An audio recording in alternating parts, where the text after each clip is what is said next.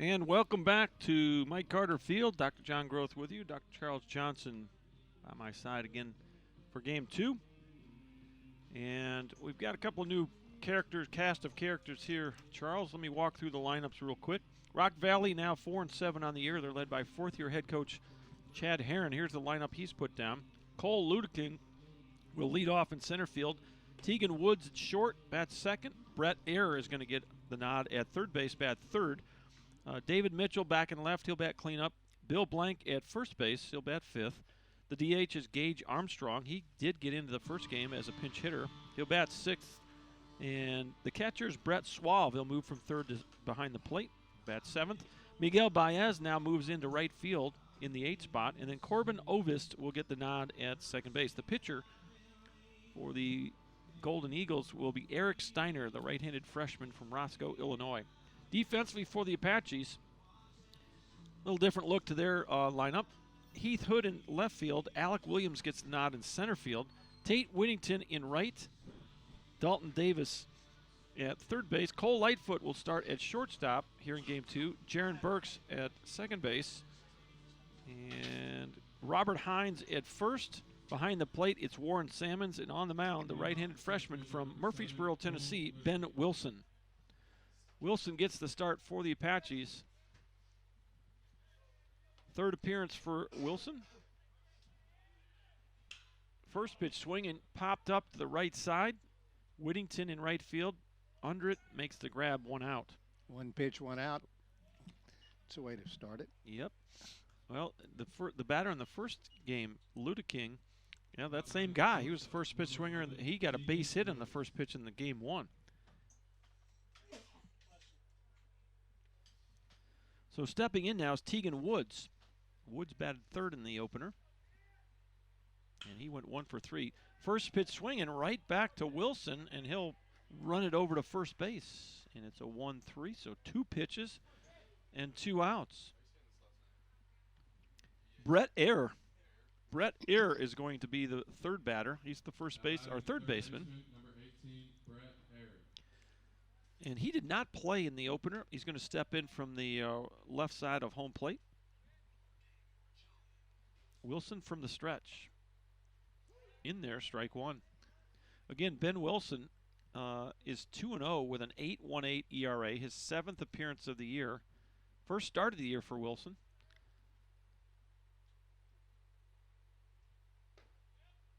In there for a strike.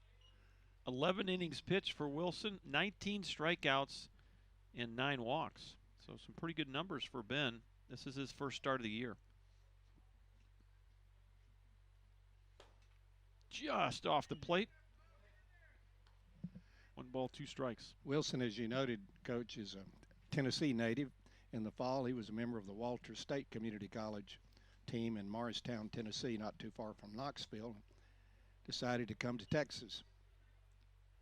Well, he's now even at 2 balls and 2 strikes to Brett Ayer, the third baseman. Both squads have a couple different guys in their starting lineup, as you might expect here during a spring break non-conference game. Swing and a miss, strike him out. So Wilson gets the Golden Eagles in order, his first strikeout of the ball game.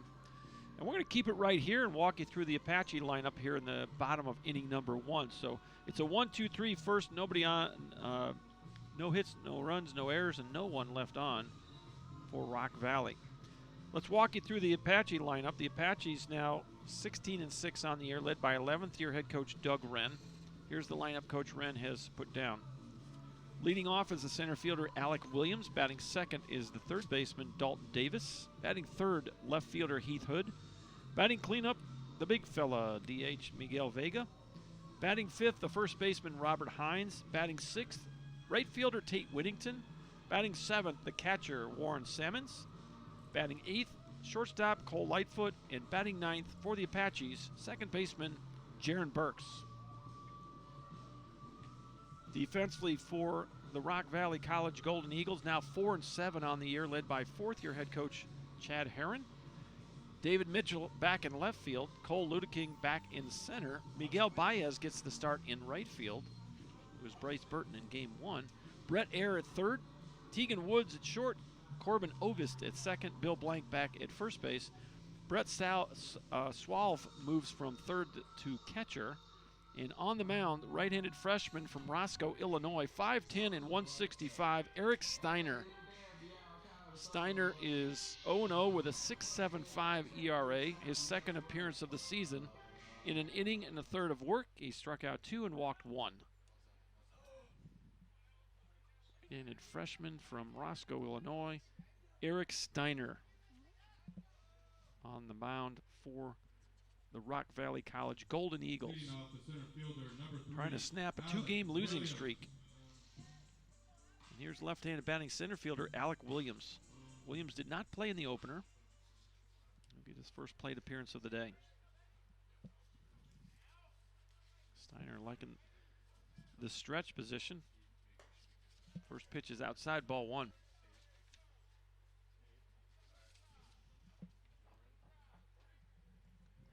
Bottom of the first inning, just getting started here. Game 2 of the doubleheader. Little flare into left field, and coming in to make the grab is Mitchell for out number 1. Now batting the third baseman, number 14, Dalton Davis. Here's Dalton Davis for the first time in game 2. And he was back in that 2 position. Game 1 was 0 for 3, lined out to center, grounded out to short, popped up to the shortstop as well. So still looking for his first hit here today. First pitch in there, strike 1.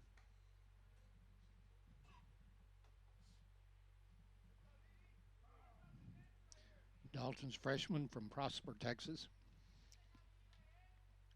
He's having a nice year. His dad, to understand, was once a star relief pitcher for Dallas Baptist University. In fact, holds some save records, I understand. Line shot up the middle, and Davis continues to swing that hot bat. Now batting the left fielder, number 5. He started the day 388 average on the season, and he's got 11 stolen bases, and that leads the team. So look for him to try to steal here. Stepping in is Heath Hood, the left fielder. Boy, close play. That was a great location on that pick.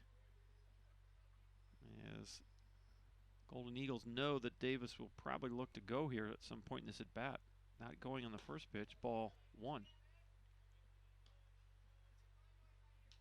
Davis just broke up the no-hitter here in the bottom of the first inning.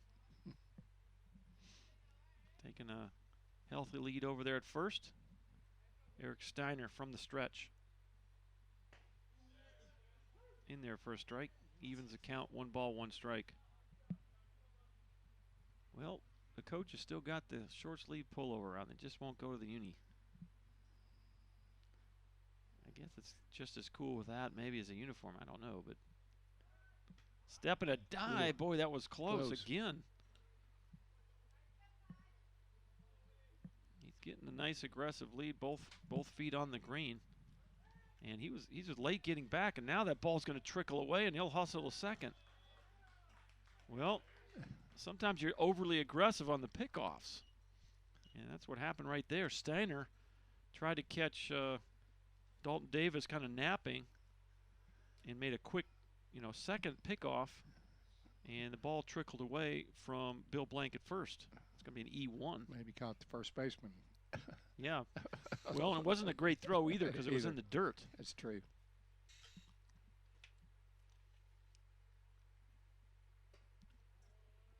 One pitch misses outside. It's 2 balls, 1 strike.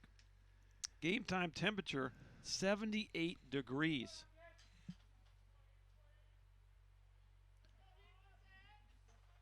And southerly breeze at 2 miles an hour, so just about perfect weather. That ball's drilled to left field. That's going to be over the head of David Mitchell. It's going to go to the wall, and Davis will score easily. And Hood into second with an RBI double. It's 1-0 Apaches.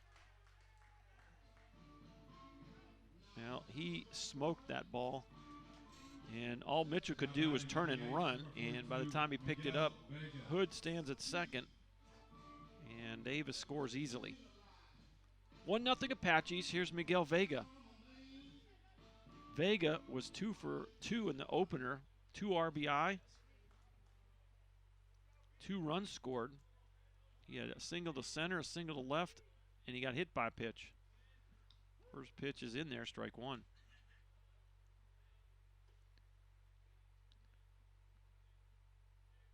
Well, that humidity is dropping as the dry air moves in. 54% humidity here for game 2. It was almost 80 at the opener, beginning of the first game. I don't expect us to be calling too many games 78 degrees and 54% No. humidity here. We will the take rest it. of the way, John. This is wonderful. Don't count on it. No balls and 2 strikes to the big fella. The pitch just gets a piece of that one, and he'll stay alive.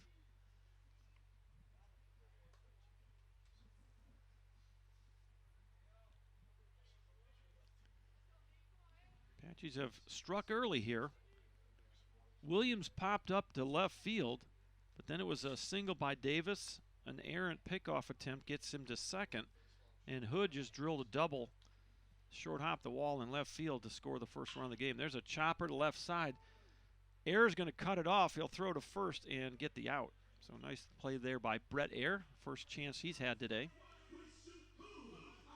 And there's now 2 away. First baseman number 20, Robert Hines. Here's first baseman Robert Hines. And Robert, boy, what a game he had. 2 for 4, a double and a grand slam. 2 runs scored, 4 RBI. He'll step in with Heath Hood out at second and 2 outs. First pitch pops it up. This should do it. Ovist at second base is camped under it, and he'll make the catch for the final out. But the Apaches get 1 run on 2 hits. They leave a man on. We'll head to the second inning. We're playing 2 sevens today, so we're going to play a 7 here. It's 1-0 Tyler.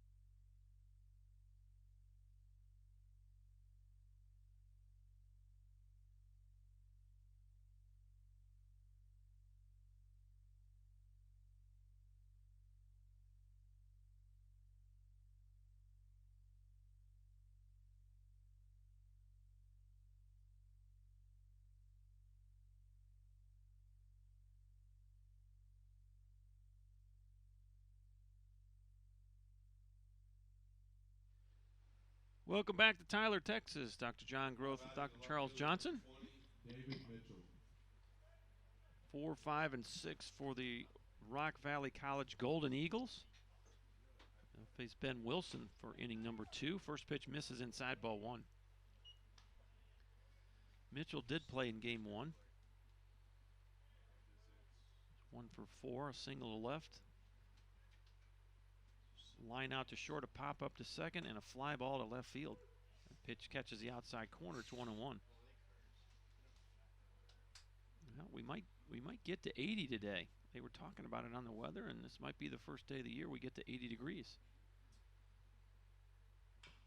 Chopper foul. It's 1-2.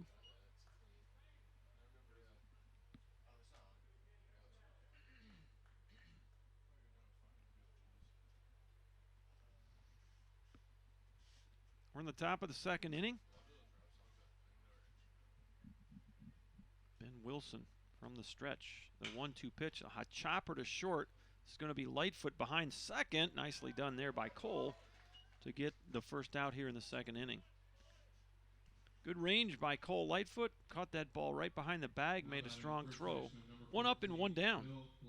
Here's Bill Blank now. First time in the game 2. Blank did start in the opener. He was 1 for 3. Struck out swinging. RBI single. He drove in the no, he didn't. They had 2. I was thinking that it was a 1-run game, but he drove in one of the 2 runs for the Golden Eagles. First pitch swinging. Taps it to the right side, and Hines went over and missed it. Went off his glove, and I'm going to give him an error on that. Yep. If he fields that cleanly, I think it's a pretty easy play because Wilson was on his way to the bag and would have been there in plenty of time. The DH, number 34, Gage Armstrong. So a runner at first with 1 out. Here is Gage Armstrong. Armstrong did play in the first game. He didn't start. He did get an at-bat, and he grounded out to second base, 0 for 1. First pitch, going to miss high, ball 1. File this under small world, but Ben Wilson, the Apache pitcher's older brother, and Coach Mike Rubenthal, Apache pitching coach, younger brother, were pitching teammates at Vanderbilt a few years back. Nice. And both of those guys are now minor league pitchers. Well, Vanderbilt's pumping out the pitchers these days. They really are. 1-1 pitch. Off the plate. 2 balls, 1 strike. Left-handed batting DH, Gage Armstrong. We're at the 6th spot in the Golden Eagle lineup. Brett Suave, the catcher, waits on deck. Here's the pitch. Boy, breaking pitch right over the inside half of the plate. 2 balls, 2 strikes. 1 away, 1 aboard. Bill Blank just broke up the perfect game. The pitch. Grounder up. Ooh, right back to the pitcher. He'll flip to second, and a bad throw. And 2 are aboard now after 2 errors. That's going to be an E1. Boy, you had a double play if you wanted it, and Wilson just made a bad feed to Cole Lightfoot. Lightfoot tried to backhand the ball, and it glanced off his glove. And now you got 2 Golden Eagles aboard, only 1 out for Brett Suave. He's catching here in game 2. He played 3rd in the opener, and he went 0 for 2 in that opener. First pitch misses high, ball 1. Through the years, I've seen that particular mistake. A lot of times pitchers get a little anxious or in a hurry or something and throw badly to second. Well, that's just a PFP play, and generally if they get the ball before the guy's there, the big problem on that play a lot of times is the pitcher wants to get rid of it too quickly. I see. And what you teach him is go ahead and take a shuffle step, let the middle infielder, whoever's covering, have time to get to the bag. And that way he can gather himself and maybe make an adjustment on a poor throw. But when he's, Cole Lightfoot was moving and at the same time trying to field that bad throw. Right. And it really made it difficult. So might have got rid of it a little bit too quickly, but a good throw would have helped the cause for sure. 2 balls and a strike now to Brett Suave. Now inside move from Wilson. Trying to keep Bill Blank in the... They are aggressive on the bases. Would not be a bad time to move the runners here. Misses high, 3-1. Well, you kind of have to have someone that can put it in play. That was a good hit and run count right there, and this is another good hit and run count. But if you got someone who swings through a lot of pitches, it's not really a good move. They're going to keep him there. Up the middle, you step on the bag. Jaron throws the first double play. Jaron Burks, nicely done there, fielded it and quickly had to step on the bag. And a good pick at first by Robert Hines. That ball was not on the fly, and Hines had to pick it, and he did so. So if you're scoring at the house, it's 4-3, and the inning is over. That's a big play right there. Put a star by that one because that could have been a hit and could have started something there for the Golden Eagles. So they do get 2 base runners on no hits. They leave 1 on. We will head to the bottom of the second inning. Your score from Tyler, Texas and Mike Carter Field, it's the Apaches 1 and the Golden Eagles 0.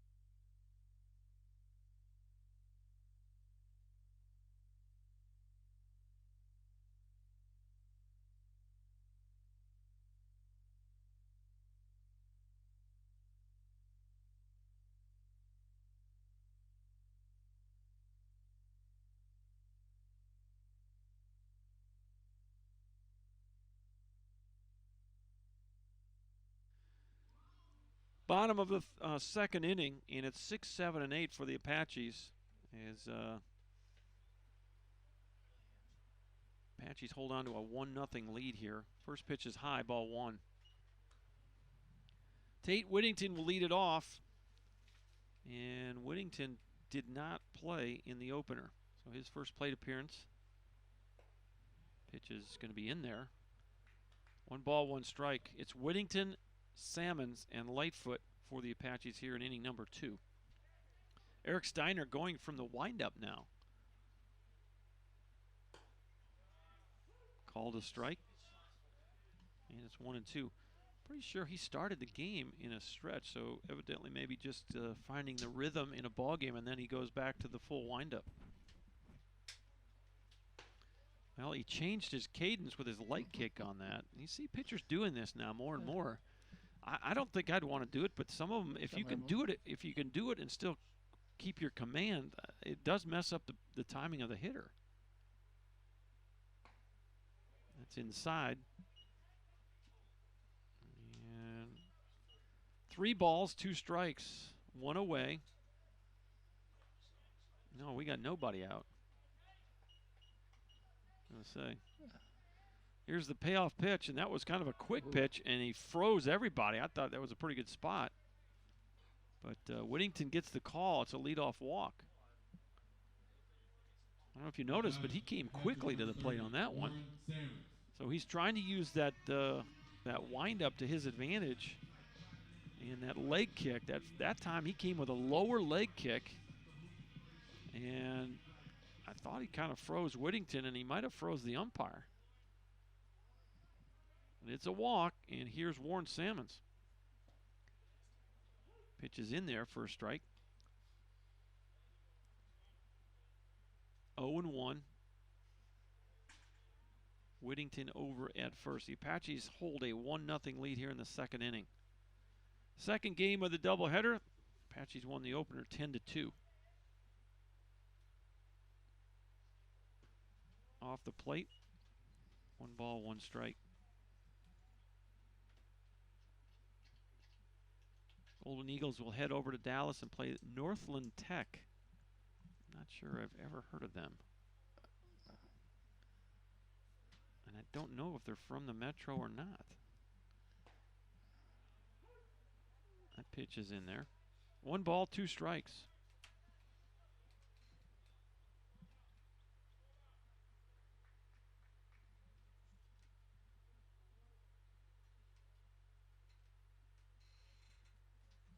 Snap throw, and boy, good pick over there by Bill Blank. Otherwise, that's another errant pickoff attempt that might move the runner.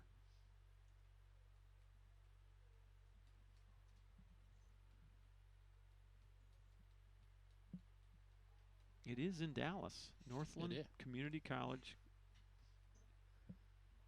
It's not a part of the Dallas system, I don't think. No. Well, is it or is it? It's a good question. I'm looking at Northland Pioneers. Have to pull that up, see. Ground ball, this could be 2. 6-4. Throw to first, not in time. So ground ball by Salmons is a fielder's choice. 6-4. Whittington out at second base. And that'll bring up Cole Lightfoot for the first time today. Already made a nice defensive play, his Cole. And he'll step in to get his first plate appearance in this doubleheader. We're at the 8th spot in the Apache lineup. Jaron Burks waits on deck.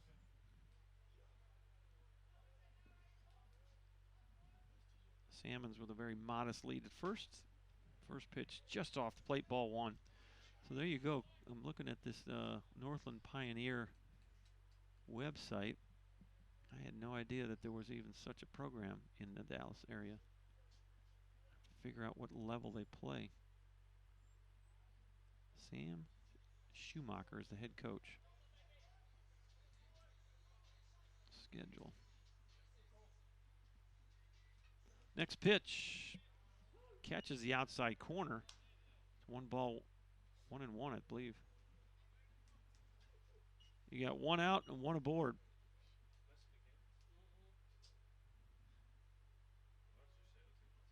Well, it looks like they play a lot of the Dallas schools, but they also are playing a number of the schools from the Midwest coming down. Minnesota teams, South Dakota teams. Mm-hmm. Interesting. So, yeah, it is interesting.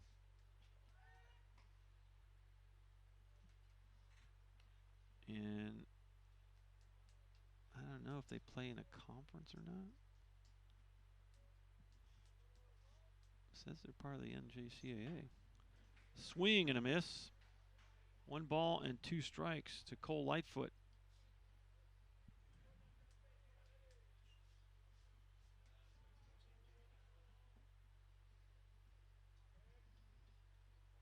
They are part of the Minnesota College Athletic Conference. What? What in the world? I gotta ask the NJCAA people about that one. Yeah, we got to find out. 1-2 pitch. That's down the left field line. That's going to be extra bases for Cole Lightfoot.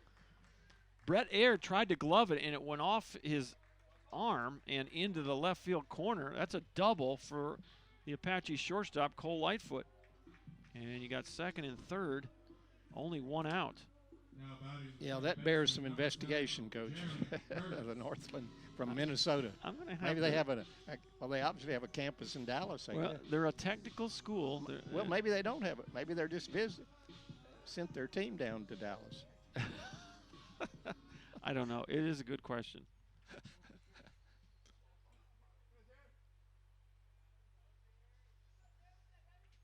I'm not sure it says where any of these.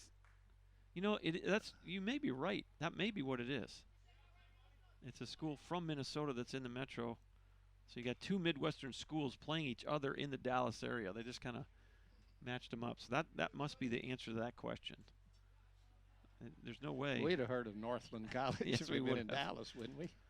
Well, there's a North Lake over in the Dallas area. Yeah, North Lake. The Northland Pioneers are from Minnesota, so I was born in Minnesota. I never heard of them, but I'm sure they're a relatively new community college. Community Technical College. 0-1 pitch. This is Jaron Burks now for the first time today. Did not play in the opener. We're at the 9 spot in the Apache lineup. Second and third, Lightfoot just doubled. He's at second.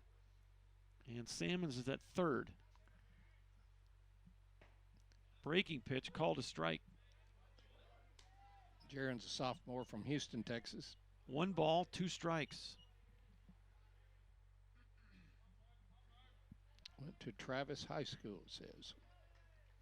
Well, big opportunity here for the Apaches to extend their lead. Swing and a miss, struck him out. That'll be strikeout number 1 for Eric Steiner, and it comes at a big time. With only 1 out, there's a lot of ways you can score, guys. But now with 2 outs, you can back up your infield, and actually with a base open here, if you want to pitch Williams kind of close, although that wouldn't be too smart because then you load him up for Dalton Davis. So I think you got to go at Alec Williams here aggressively if you're Eric Steiner. First pitch misses, ball 1. Alec Williams flew out to left field his first time up. So he's 0 for 1. Comes into the game with a .214 average. Ball's well hit to right. Is it going to fall in? It will. 2 runs are going to score. Big hit by Alec Williams makes it 3-0 Apaches. And that's what you need if you want to win games is 2 out hits. And Williams delivers right here in the second inning. Number 14, Dalton Davis. So a 2 RBI single. As Steiner was on the edge of getting out of trouble. And Williams gets the RBI single. And it's now 3-0 Tyler. Here's Dalton Davis. You want to put a smile on a coach's face, get a 2-out RBI hit. Exactly. Davis singled to center his first time up. He's going to show bunt, pull back. Here's the throw to second. Williams is going to slide safely. And he'll steal second with 2 outs. And for Alec Williams, that's stolen base number 9. The Apaches started the day with 67 steals in 21 games. And believe it or not, both these clubs are very aggressive on the bases. About 3 per game is what both of them are averaging. Pop up right field. This is a tough play for Baez. He's got a long run, but he makes it and makes the catch. Weren't sure he was going to get there, but he ended up getting there. And so the Apaches, however, do get 2 more runs on 2 hits. They leave a guy on. Your new scores, we go to the 3rd inning. We're playing 7 here in Game 2 of the doubleheader. It's Tyler 3 and Rock Valley 0.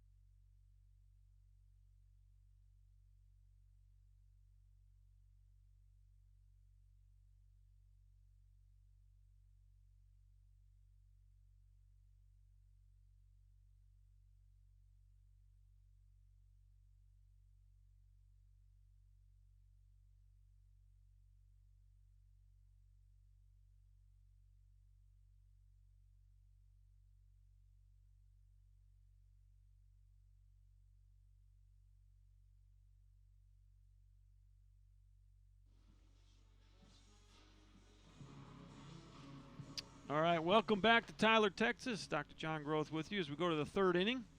Well, the mystery about this Northland school, there are actually 5 different Northland campuses in the Minnesota area. So there's an East Grand Forks campus, there's a Thief River Falls campus, a Northland Aerospace campus, there's an online campus, and a Rousseau site campus. So but you don't see a Dallas campus. No. So they're just like this Rock Valley they're visiting College Golden Eagles. They are down in the metro playing some ball, and they will head back to Minnesota after their trip to Texas. 1-0 pitch. Going to miss high. 2-0 now to Miguel Baez, who made a nice play to end the Apaches' 2nd inning in right field, and he'll step in for the first time here in Game 2. 2-0 pitch off the plate, 3-0. Baez did play in the opener, and he had 1 hit and 3 trips. Also had a stolen base in the opener. He was the DH in this game. He's playing right field, and that pitch, Mr. Baez was like us. We weren't sure. Mr. Umpire still standing in that same position, and so it's a leadoff walk. That'll be the first walk for Ben Wilson. Here's Corbin Ovist. First at bat for him, starting at 2nd base. Line shot, left field. That's going to fall in front of Heath Hood in left field. And here come the Golden Eagles. A walk and a single. 2 on, nobody out. And you turn the lineup over. Cole Ludeking. Now batting the center fielder, number 17, Cole Ludeking. Flew out to right field his first time up. 1 for 4 in the opener was Ludeking. Going to show bunt, pull back, ball 1. Boy, Salmons somehow got a glove on that ball, keeping it from going to the screen here. Coach, I looked it up, and Northland is in Region 13 of the Division III NJCA. So they're probably in there with Century. And Century. Yep. And so, of course, Century came down many times. St. Cloud. Right. Tech. They've come down, St. Cloud and Century come down to Tyler when we hosted the World Series here. I remember. The Wood Ducks or something like that. I think the Century, that's true. I don't know what St. Cloud is, but I think you're right. I think Century is the something Ducks. There's Minnesota State, Minnesota West in that region. Anyway. Well, the mystery is solved. 90% of the Division III baseball programs are from Minnesota in a swath from there to Massachusetts. There's just a handful of them down here in Texas. Spin throw to Jaron Burks. It almost got him. Pretty close. Jaron thinks that they got him anyway.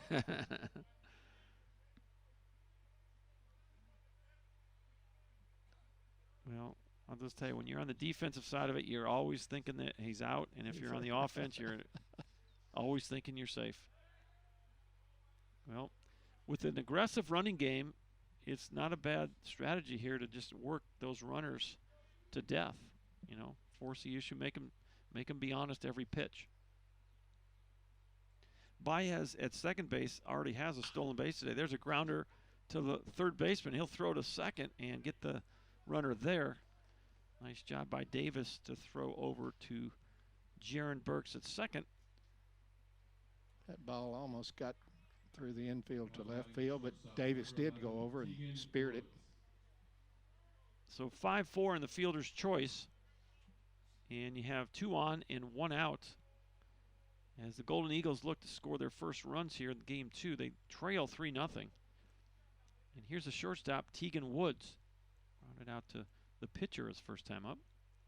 Ball gets away from Salmons. A wild pitch is going to score a run. And it's 3-1.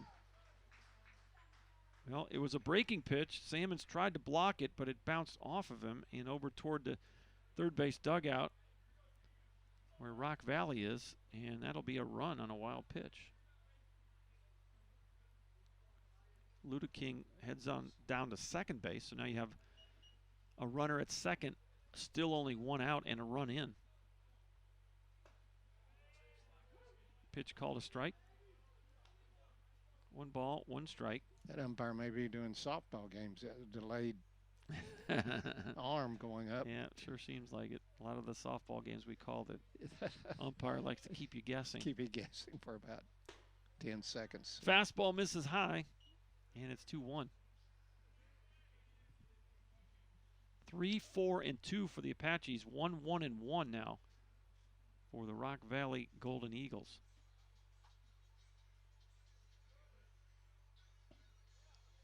Just misses.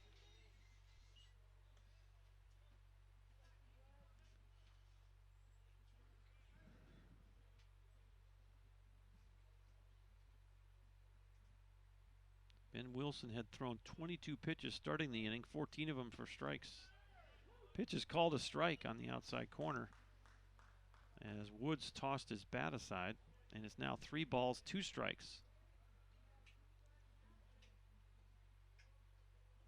Third baseman Brett Ayer waits on deck. The pitch popped up out of play to the right side. We're adjacent to the Christus Trinity Mother Frances Rose Football Stadium, off to the first base side of the ballpark, and then on the third base side is the Tyler Rose Garden. 3-2 pitch. Little tapper foul. We'll do it again. Back behind us is the Harvey Convention Center. We're part of this Rose City complex here at Mike Carter Field. Huge parking lot back behind the ballpark. Actually the host of the East Texas Fair each year. The next 3-2. Now Wilson's going to use that inside move and keep Ludeking close to second base. Not a bad situation here to maybe try to get Ludeking over to third. Jaron Burks is just trying to drift over there a bit, and he's really not too close to the bag. Another foul ball. Good at bat here by Tegan Woods.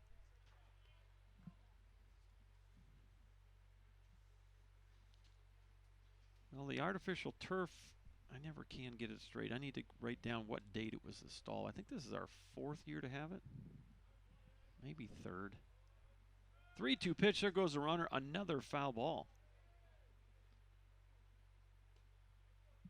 It was a natural surface until then. Ballpark was built in 1938 as part of a WPA Works project. A long time ago. Was renovated in the early 90s and had a beautiful natural surface on there. Installed AA lighting here and seats for 4,000 fans. There was 2 different professional teams here for about off and on 6 or 7 years in the early to mid 90s, and since then it's just been Tyler Junior College, John Tyler, and Robert E. Lee High School. Up the middle, that's going to be a hit. The runner will be sent home. Here's the throw to the plate, and not in time. It's 3-2. Meanwhile, the runner takes second. Try to hit the cutoff man if you can. I don't know if you had a legit shot at getting him. That center fielder Ludeking was running. From our vantage point, it didn't look like he did have a chance, but down there, a little more difficult to tell. I will tell you that as a center fielder or former center fielder, I always had a chance to throw the guy out. Always. So, yeah, I totally understand that. But it's a one-run game now as the Golden Eagles have scored 2 here in their half of the third inning. A leadoff walk to Baez, a single to left by Ovist, a ground ball to third by Ludeking. Got an out at second base, was not a double play ball. And now a single up the middle by Tegan Woods, and 2 runs are in. And this is going to bring a visit from Coach Rippenthal. He's going to go out and slow things down a bit for Ben Wilson. First start of the year for Ben Wilson, his 7th appearance, but his first start. I've been meaning to ask you, Coach, when you paid a visit to the mound and you wanted to maybe have a visit with a home plate umpire, did you just stay out there and Absolutely. wait and have There a were little many talk? times I would go out there and I had nothing to say to the pitcher. I was just waiting for that umpire to come Waiting out. for that umpire. Where was that 2-2 pitch? That's what I thought. Little bunt and caught in, oh my goodness, very close to being a fair ball. Salmons caught it in foul territory. And so we got strike 1 as the Golden Eagles try to continue to just make things happen here. They've got the tying run out there at second. This is Brett Ayer now, the third baseman. He struck out swinging his first time up.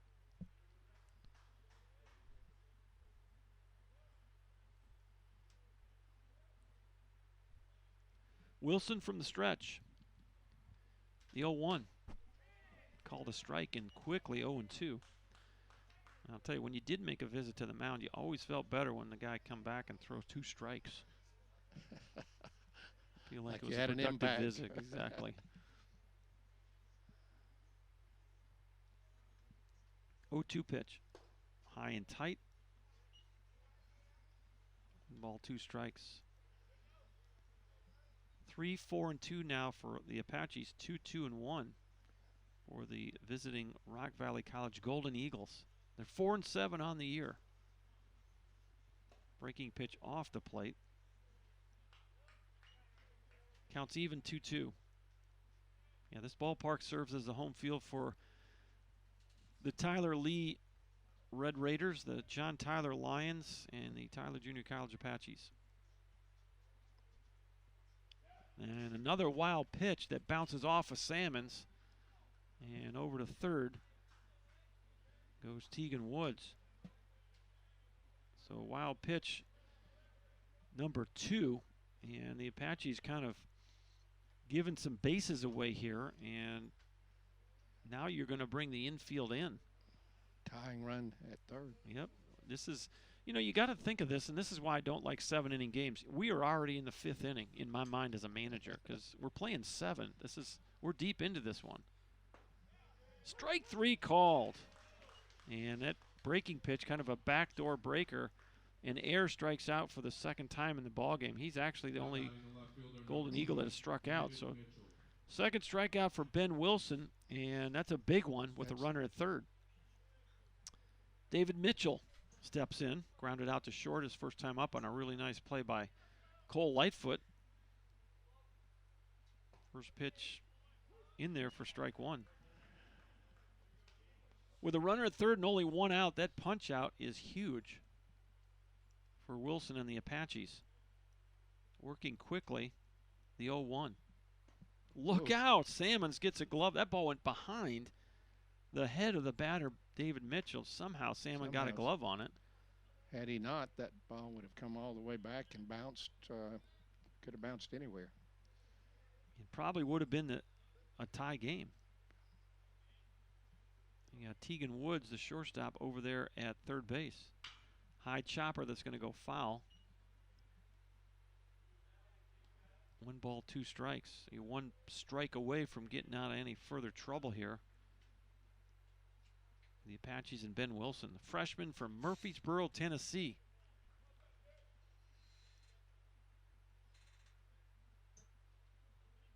The 1-2. Strike 3 called outside corner, and much to the dismay of David Mitchell, back-to-back backwards Ks where Ben Wilson gets him out of any further trouble. But the Golden Eagles get 2 runs on 2 hits. They leave a runner at third. We head to the bottom of inning number 3. Your score now from Mike Carter Field and Tyler: the Apaches 3 and the Golden Eagles 2.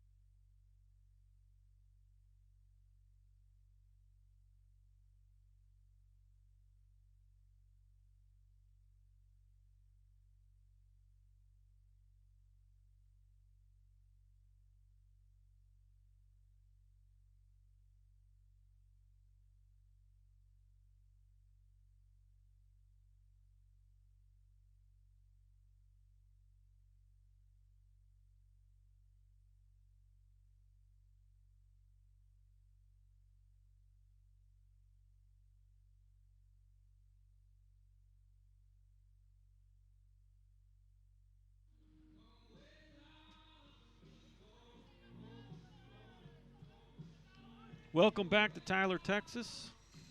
Bottom of the 3rd inning. Heath Hood, Miguel Vega, Robert Hines. 3, 4, and 5 for the Apaches. Eric Steiner back on the hill for the Golden Eagles. Big swing on a breaking pitch, strike 1. Hood doubled in a run his first time up. He's 1 for 1.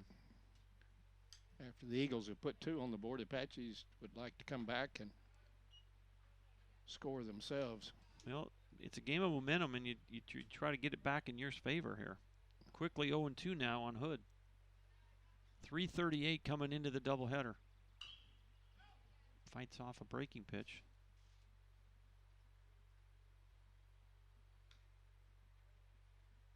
Second on the team in number of hits with 25 coming into today's game. Dalton Davis has 31. 0-2. Just misses low. 1 ball, 2 strikes.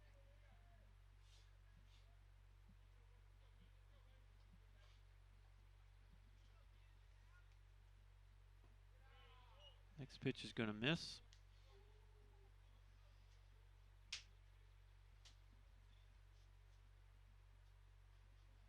Here's the 2-2 off the plate. Actually gets back to the screen.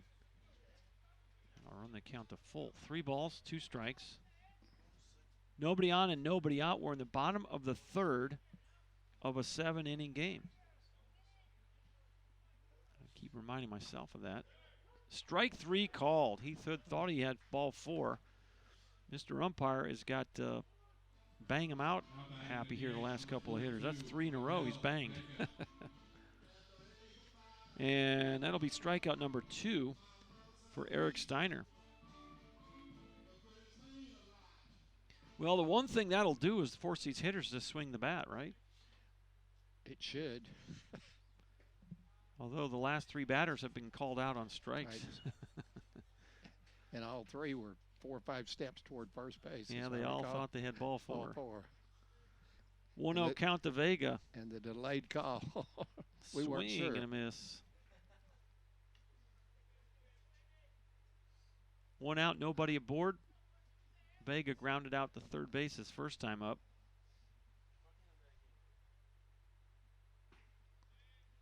Outside corner. 1-2 now to the big fella. We've had a few big fellas over the years, haven't we, Charles? We've had a few. Bigger and biggest. We always seem to have at least one guy that's just big. And he's always referred by Coach Groth as the big fella. He gets the big fella label. Oh, that's right. Here's the 2-2. Pop up center field. That's way up there. Ludeking is camped under it, and he's having to wait for a while. That ball was way up there. And there's 2 away. F8 if you're scoring at the house. And Here's the first baseman, Robert Hines. Popped up to second his first time up, 0 for 1. Hines came into the doubleheader, 348. Came into the doubleheader leading the Apaches with 20 RBI, but boy, he had 4 in the first game. So now he's got 24 RBI in 22 games.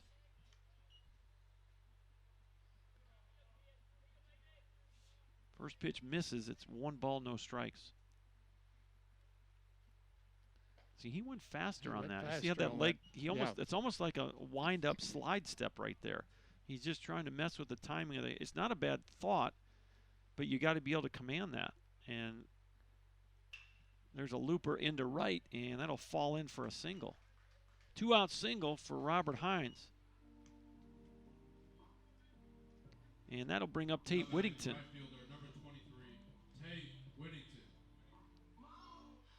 What you hear pitching coaches talk about a lot is that delivery repeatable? And so one of the things that you just get concerned about when you have guys that want to alter that leg kick and the timing, it can mess up the timing of the hitter, but it also can mess up your rhythm as a pitcher. And if you can't throw strikes and change your cadence, your rhythm with your lower half, then that becomes an issue. It's a trade-off there, and you got to be able to throw strikes if you want to be able to pitch.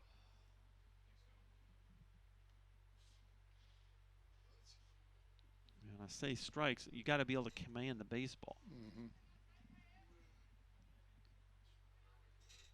The 1-0 pitch, there goes the runner, throw to second, and it's not in time. It's a stolen base for Robert Hines. His first steal of the day, and number 9 on the year. He's 9 for 9 on stolen bases. And we've got a runner in scoring position now for Whittington with 2 outs if he can come through. Well, this is why you steal him here. So base hit will score him. Really nobody holding Hines. Just off the plate. 3 balls, no strikes to Whittington. Warren Sammons would be next. And you do have a right-hander in the Apache bullpen.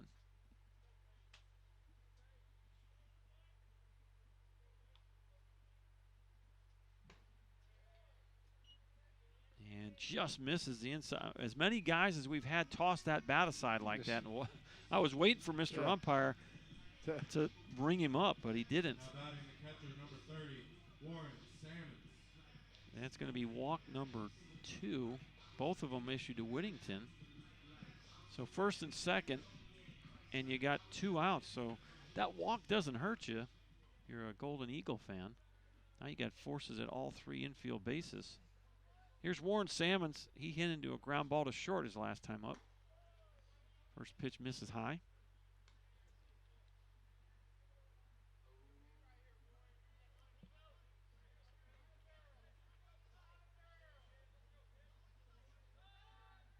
Well, the spin move, just trying to keep the runners honest.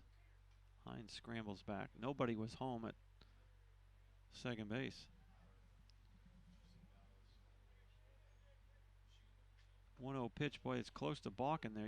They called it a strike, so 1-1.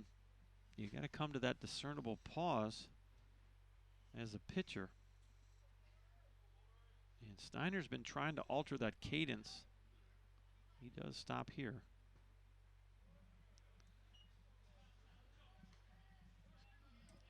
You know, it's just another thing that the batter has to worry about. It's hard enough trying to hit something that's round with a round bat coming at you at 80 to 90 miles an hour, but now you're worried about the timing of when it's coming. And there he alters it again, and out in front, strikes him out. So nice job by Eric Steiner getting out of trouble there. 2 strikeouts in the inning. That's 3 in the ball game. And the Apaches get a couple runners, but can't do anything with them. And the score will remain 3-2 Tyler as we go to the 4th inning. Back in just a minute on ApacheAthletics.com.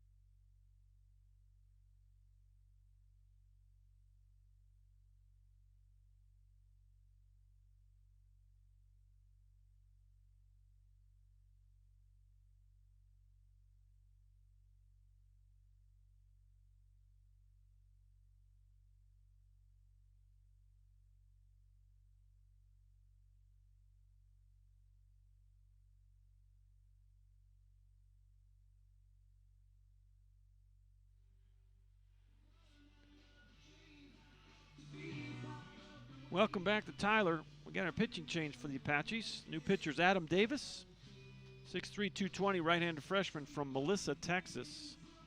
Give you some numbers on him in a minute. If you're wondering what's going on in Region 14, JUCO around the north, or the east and south zone, Sanjak North is 10-0 in conference play. They're sit atop the south zone. Then it's Alvin at 6-4. Wharton is 5-5. Berlin 4-6. Galveston 3-7, and Laredo 2-8. Those are conference records. Of course, most of those teams have played many more non-conference. In the Eastern Zone, they've started conference play now. Navarro out front with Angelina 5-1. Paris is 4-2. Panola is 2-4. Bossier Parish 1-5, and Northeast Texas is also 1-5. And of course, Tyler and Coastal, they wait to play their 7-game series. Coastal Bend going into today was 13-11, and the Apaches 15-6. So that's what's going on here in Region 14 junior college baseball as of today. Adam Davis is 1-0 with a 3.29 ERA. First pitch is going to miss ball 1. His 9th appearance of the year, all of them out of the bullpen. 1-0 with a 3.29, 13 2/3 innings pitched, 17 strikeouts, and 5 walks for the freshman from Melissa, Texas, Adam Davis. And that pitch misses outside, 2-0. We're in the top of the 4th of a 7-inning ball game, and it's 3-2 Tyler. Apaches scored a run in the first and 2 in the second, and the Golden Eagles scored 2 in the third. And there's a line drive to center field caught out there by Alec Williams for out number 1. So Bill Blank now 0 for 2 as he leads off the 4th. Here's Gage Armstrong now. Armstrong reached on an error by the pitcher his first time up. He's 0 for 1. He's the designated hitter, batting in the 6th position for the Golden Eagles. Foul tip. And that ball's going to ricochet back towards home plate.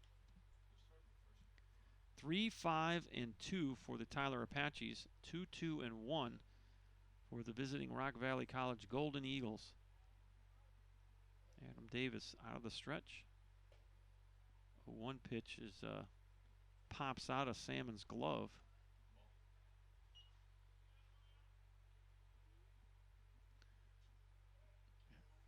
Adam Davis and Warren Salmons, pitcher and the catcher, were once teammates at the TCS Academy in McKinney. Okay. TCS post-grad. There's a pop-up left field. Heath Hood's got plenty of room. He's coming in, and he'll make the running catch for out number 2. Yeah, the Apaches will play TCS post-grad here a couple weeks from now. Pull that up and see if I can get some dates. Brett Swab.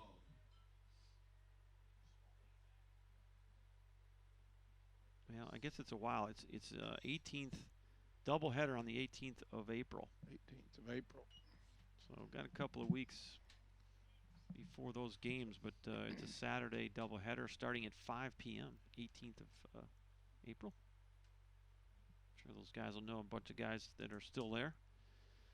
The 1-0 pitch in there for a strike. It's 1-1. This is Brett Swab, the catcher. He hit into a double play. Really good play by Jaron Burks. That ball took him right over the bag. He stepped on the bag and got rid of it pretty quick. And a good pick over there by Hines at first. It was a 4U3 double play. 1-1 pitch hit to third base. That's off the bag. And Davis can't handle it. You know, I'm going to give him a hit on that. Went off the bag. Davis is probably going to make that play if it doesn't hit the base. And he was in position to make a good backhand on it. And as soon as it hit the bag, it just kind of rolled toward his foot. So runner at first base with 2 outs.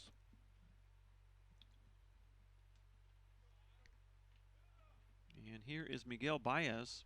First pitch misses inside, ball 1. Baez does not have an at-bat here. He walked and scored back in the 3rd inning.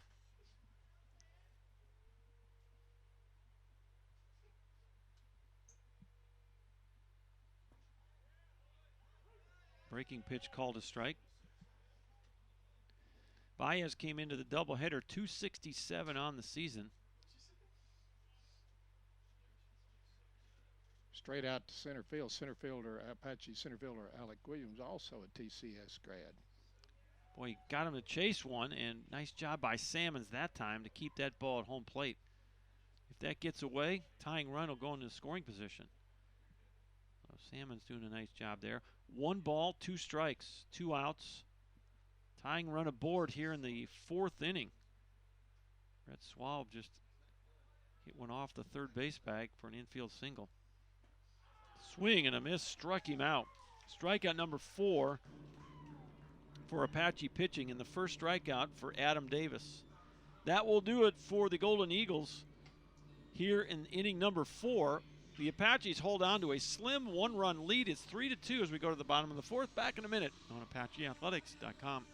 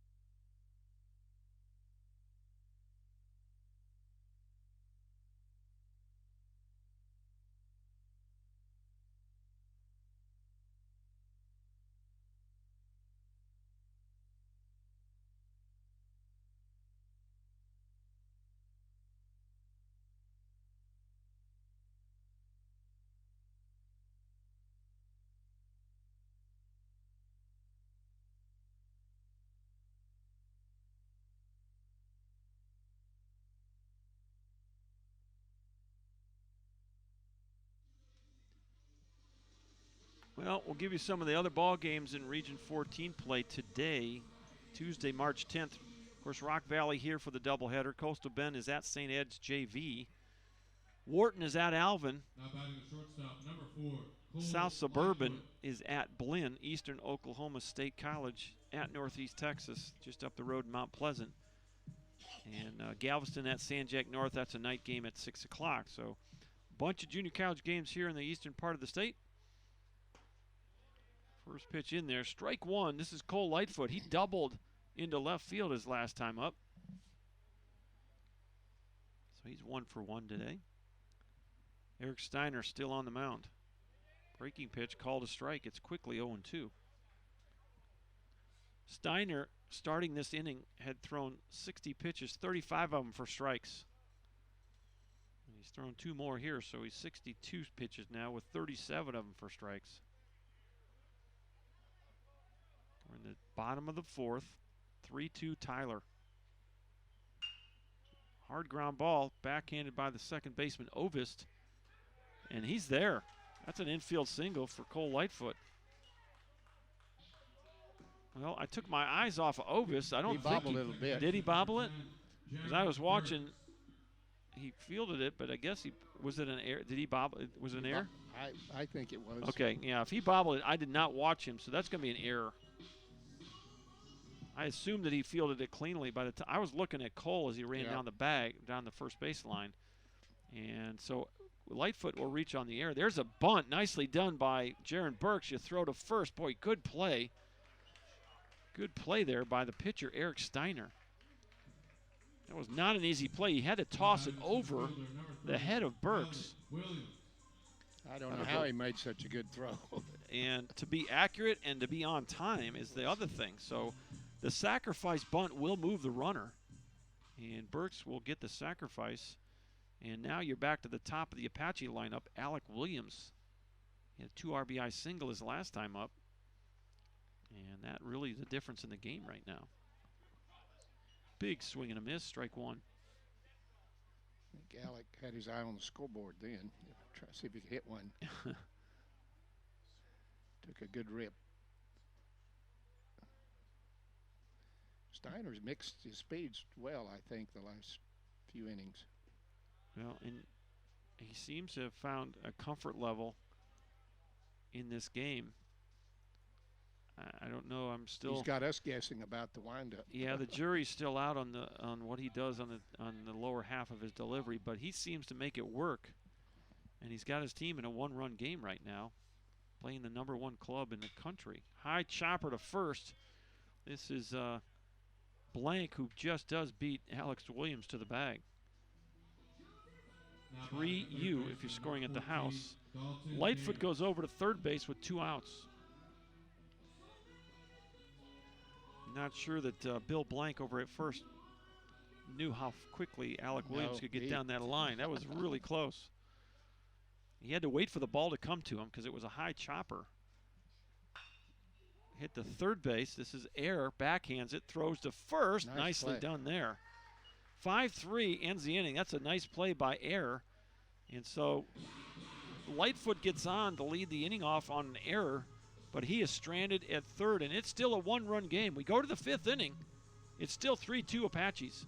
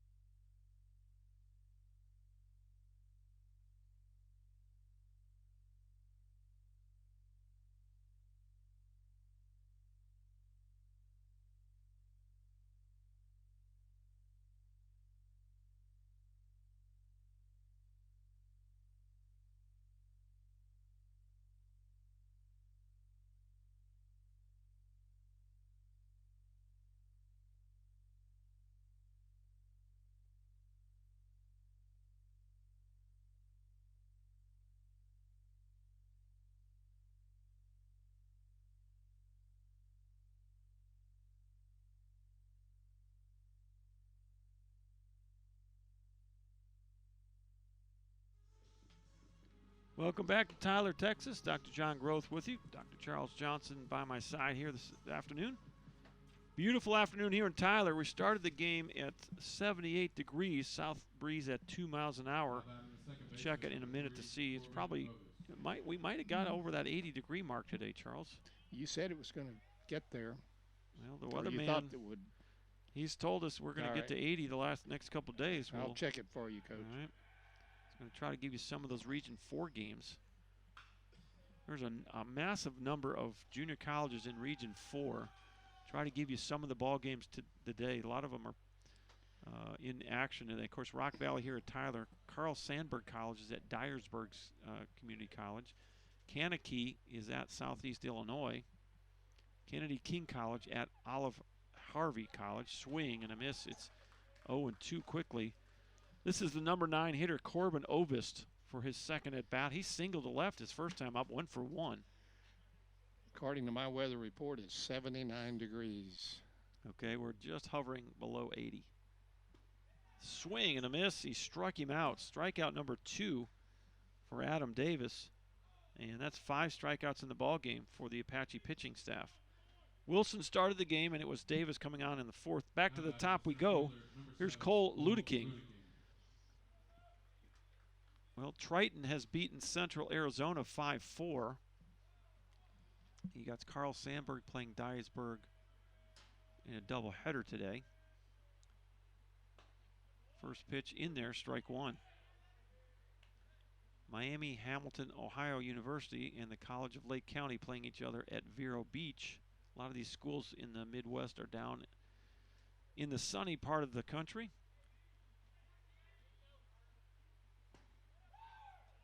In there for a strike. It's 0-2 to leadoff hitter Cole Ludeking. Joliet is at the ETBU today, 4 o'clock start in Marshall. From the stretch, Adam Davis.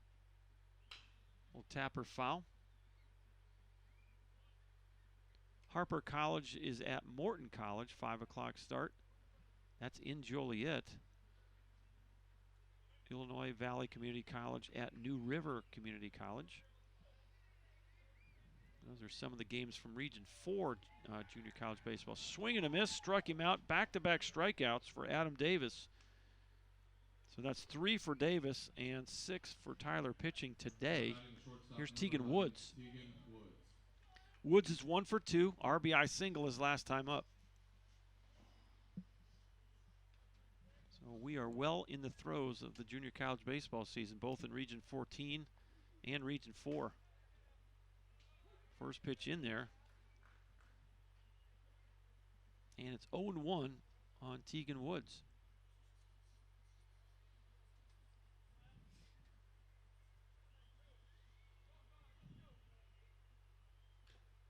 Foul tip.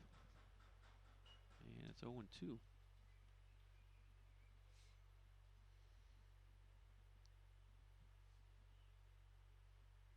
Well, the Golden Eagles are 900 miles away from home here in Tyler. 14-hour drive.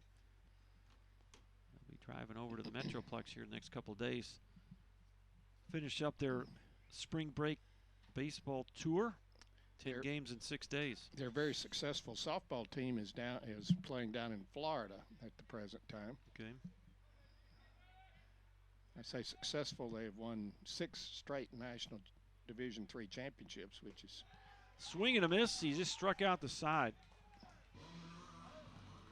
4 strikeouts in a row for Adam Davis. 7 on the ball game now for the Tyler pitchers. And we head to the bottom of the 5th inning. It's a good game. Stay with us. 3-2. Tyler leads it. Back in just a minute on ApacheAthletics.com.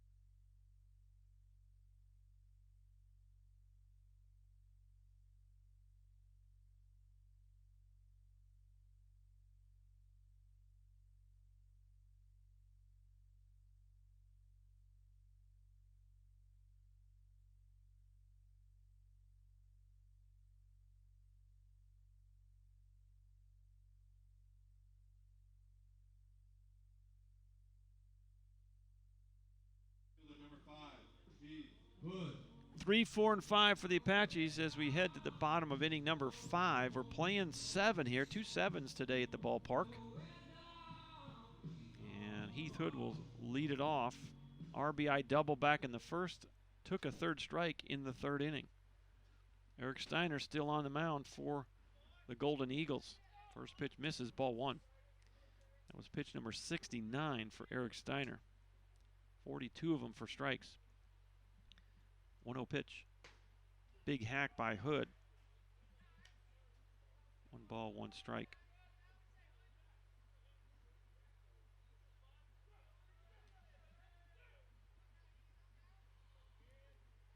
Steiner from the windup.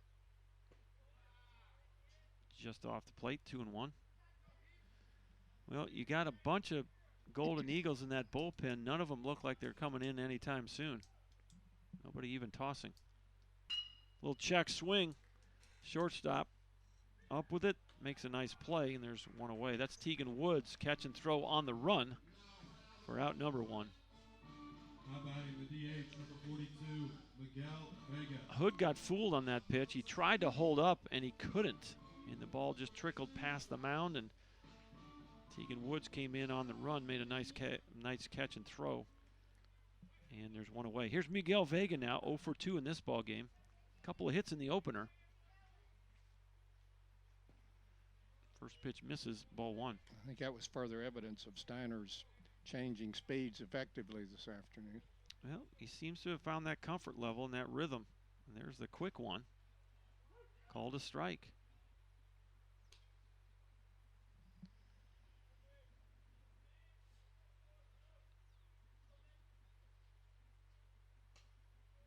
That's way off the plate. 2 balls, 1 strike. Steiner, the right-handed freshman from Roscoe, Illinois. Done a good job here for the Golden Eagles. That's in there for a strike. 2-2. it's his first start of the year. It's only his second appearance of the year. He came in with only an inning and a third under his belt. I'd say all things considered, pretty good outing for the young man. Absolutely.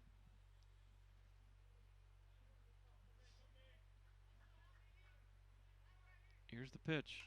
Off the hands of Vega and out of play. Going to get into the bleachers.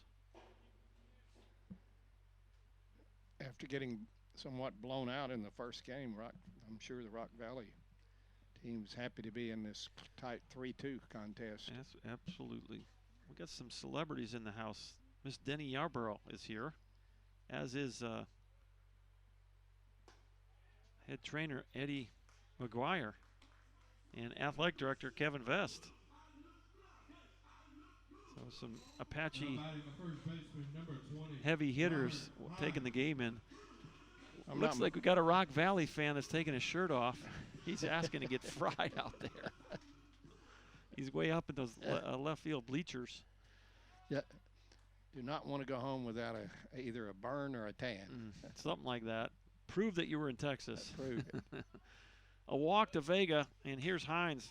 Line drive right field. It's right at the right fielder Baez for out number 2. Pretty well hit by Hines, but it just was right at Baez.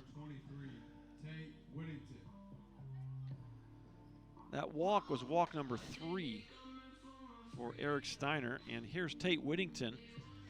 And Whittington has been the recipient of the other 2 walks. Does not have an official at bat.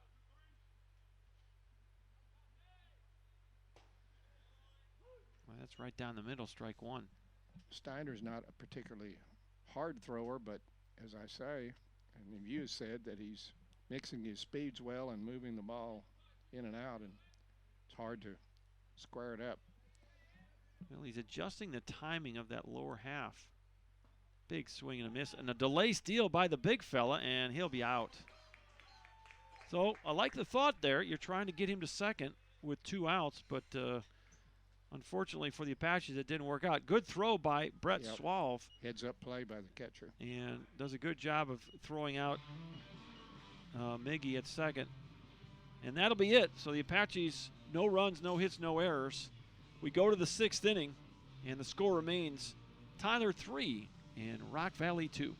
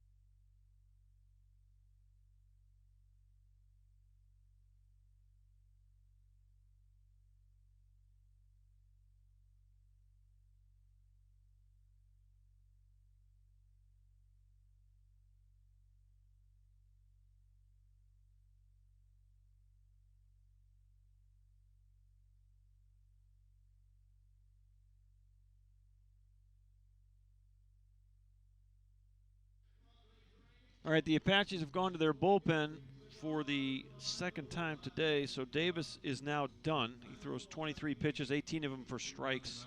Now it's McCray Wiest on for the Apaches. Right-handed freshman from Plano, Texas, 6'5", 195. And for McCray Wiest, he is 1-3 with a 6.89 ERA. This will be his 11th appearance of the season. He does have 1 start. 15 2/3 innings, 28 strikeouts, and 15 2/3. Those are impressive numbers. 14 walks. So almost one walk an inning, but almost 2 strikeouts an inning.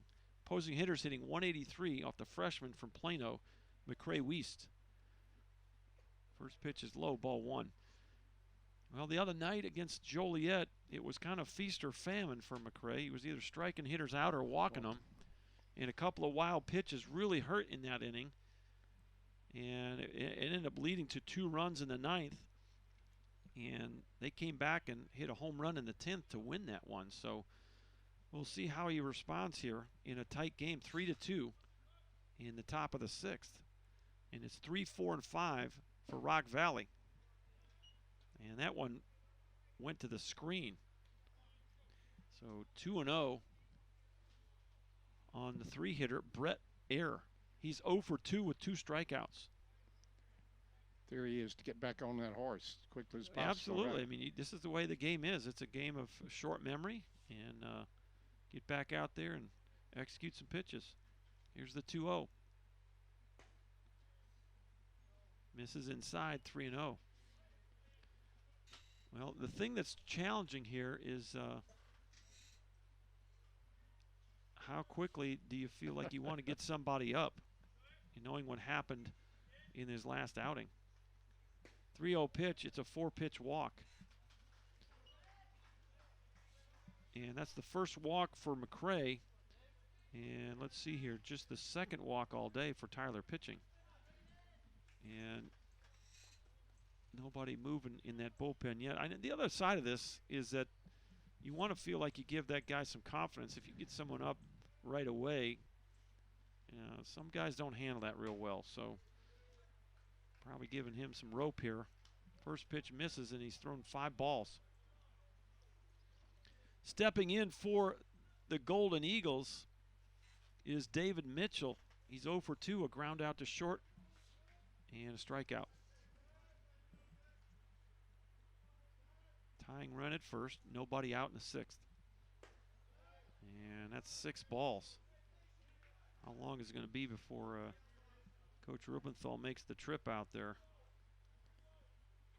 I think he's sending someone down toward the bullpen to maybe. Nobody's moving it. Now you got a little jog going down there. 2 balls, no strikes. The pitch. Oh, inside. Pretty close pitch. He's missed on a couple of fastballs in. So far, he has not thrown a strike. He's thrown 7 balls.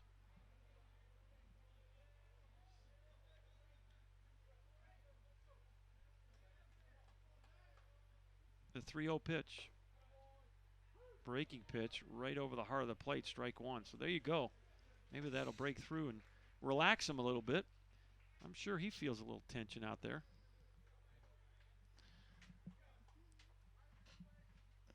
3-1 pitch from the stretch. Ground ball, foul. And it's 3-2. So nice job here by McCray to come right back and get a full count. It's like Matthew York is beginning to get loose down there. Okay, you got him tossing. He's not getting hot yet. He's just getting his arm loose. 3-2, nobody out, tying run at first. Here's the pitch. Ground ball, foul. And we'll do it again. Well, you'd love to have a double play ball. You'd take a strikeout here. Rock Valley trying to tie this game up. It's 3-2 Apaches in the top of the 6th. We're playing 7, so it's getting late in this one. I'm sure McRae's thinking, I just want an out somewhere, some way. Here's the pitch. Pop up, and I think he's going got back is Davis at third. He's got plenty of room, makes the catch for out number 1. So very good job by McCray Weist right there. He had a 3-0 count. Absolutely. He throws 2 strikes and another couple of foul balls, and then he gets Mitchell to pop up. So here's Bill Blank now. He's 0 for 2, reached on an error and lined out to center field.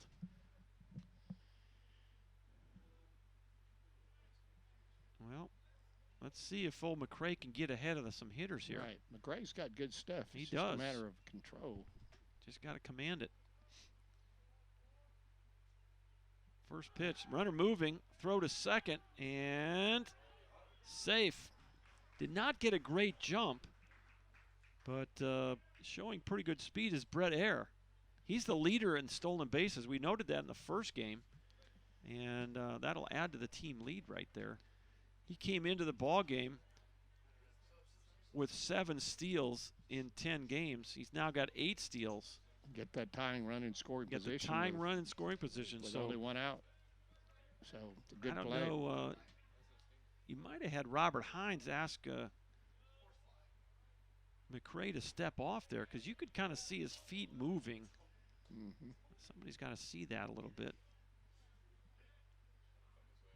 And you also, I'd like to think they know in the dugout that Ayer's leading them in stolen bases and he was a good candidate to steal there. 1 out, tying run now in scoring position. So maybe a pitch out might have been. Yeah, maybe. I don't Possibility. remember what the count was. It was early in the count, right? Early in the count. But you could kind of tell with the first couple of pitches that Ayer's feet were getting a little itchy over there. Mm-hmm. And sure enough, he picks a pitch. He did not get a great jump, so. And the ball was just off line. It was a pretty on-line throw, but didn't get there in a hurry. So 2 balls, 2 strikes, 1 away.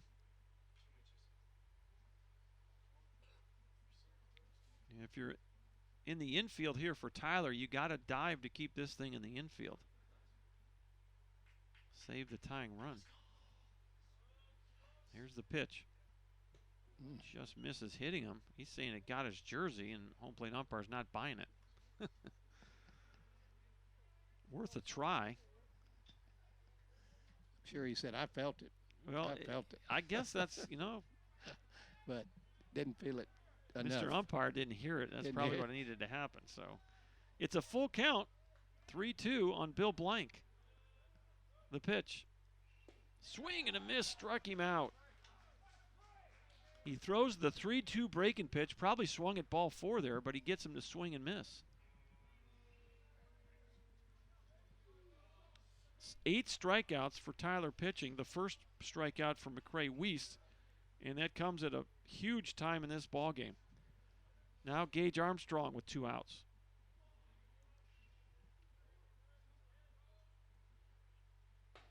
Misses inside, ball 1. Armstrong reached on an error by the pitcher and flew out to left field. He's 0 for 2. It's obviously a big time in this ball game as the Golden Eagles down to their last 4 outs. Salmons blocks that breaking pitch. And it's 2-0. You got a base open. If you'd rather go at Brett Swalve here, but then you put the go-ahead run on base. Cole Lightfoot, the shortstop, is over near second trying to keep that runner close. Now they almost got a shift down here. A lot of room on the left side, but of course you have a left-handed hitter, but if he were to go the opposite field, he's got a lot of room there. It's a 3-0 count on Gage Armstrong.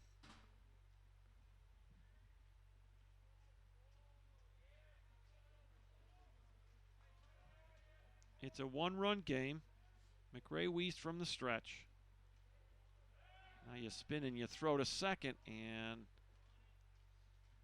Cole Lightfoot dropped the ball. Didn't have the runner either way, but he's playing so close to the bag. They almost got a full shift on here. Lightfoot was playing back behind the runner, and he's just kind of hanging around the bag there. Another spin throw.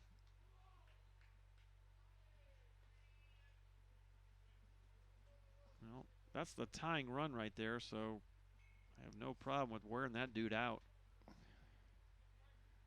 He's taking quite a lead. Yep. Called a strike. It's 3-1.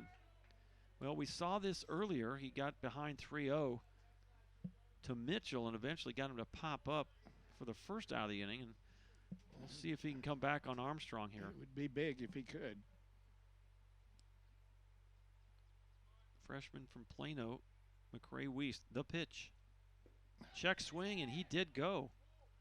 One of the things he's got going for him right now is he's working backwards here.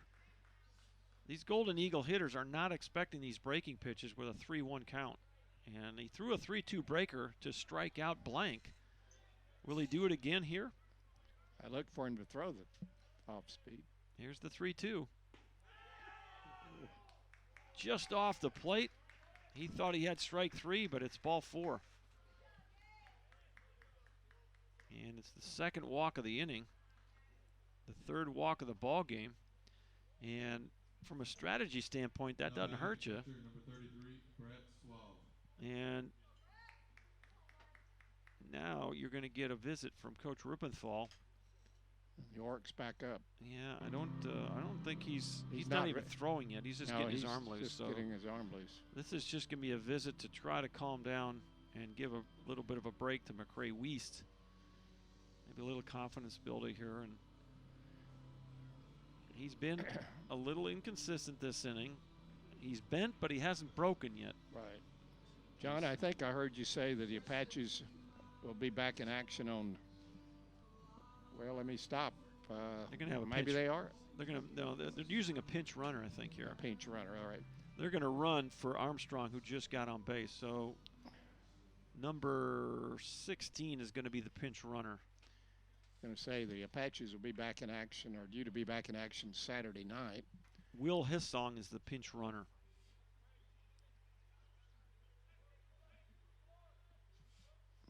Yeah, Carl Albert comes to town for a 3-game series Saturday night, doubleheader Sunday. All right. Will Hissong, the pinch runner at first. He represents the go-ahead run. Ball 1 way outside. Well, you got to go to work right here now. Brett Swalve, 0 for 2, grounded out into a double play and singled to third base. You're asking for trouble if you get behind these hitters. Yep. Here's the 1-0. And he is 2-0 again. Well, by making that visit now, Coach Rippenthal committed McCray Weiss to throw to this batter. You cannot go out and make another visit until this at-bat is over. So it's going to be McCray Weiss and Brett Swalve going at it here with the game on the line. 2-0 pitch. Drops a breaking ball over the heart of the plate, strike 1. Well, you aren't going to get any better at these situations if you're not in them. And so it's good that McCray's right back in the fire here. Game on the line. 2-1, 2 outs. 2 on for the Golden Eagles from Rock Valley. 2-1 pitch. Outside, 3-1.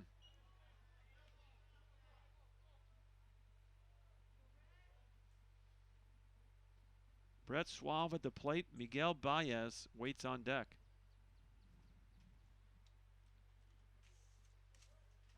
I got to believe if this is a walk that this is going to be your last hitter. Ball 4. Pretty good pitch there. Called a ball. Not sure where it was. Might have been up. Yeah. And that will be all for McCray Weiss. He walks the third batter of the inning. All 3 base runners this inning are on base via the walk. And so we'll have a pitching change. We'll let you know who the new pitcher is, give you some info on him when we return. It's 3-2, bases loaded, 2 outs, top of the 6th. Back in just a minute.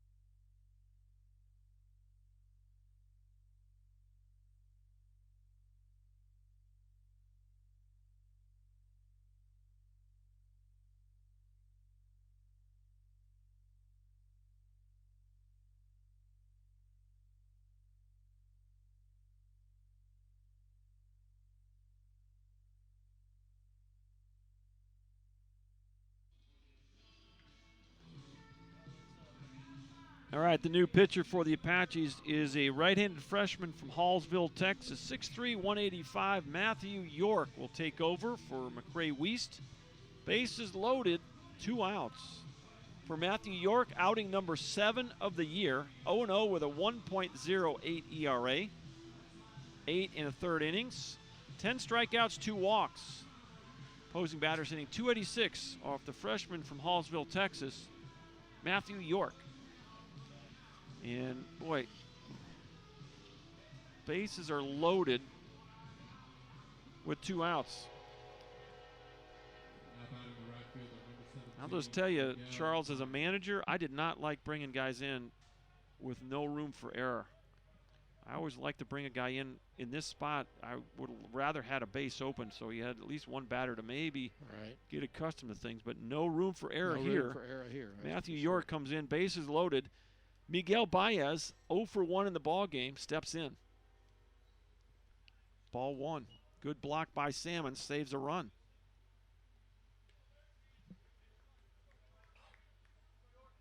Baez walked and scored in the 3rd inning, struck out swinging in the 4th. We're in the top of the 6th. It's 3-2 Apaches, but the Golden Eagles threatening here in the 6th. We're playing 7 here in this game. In there for a strike, it's 1-1.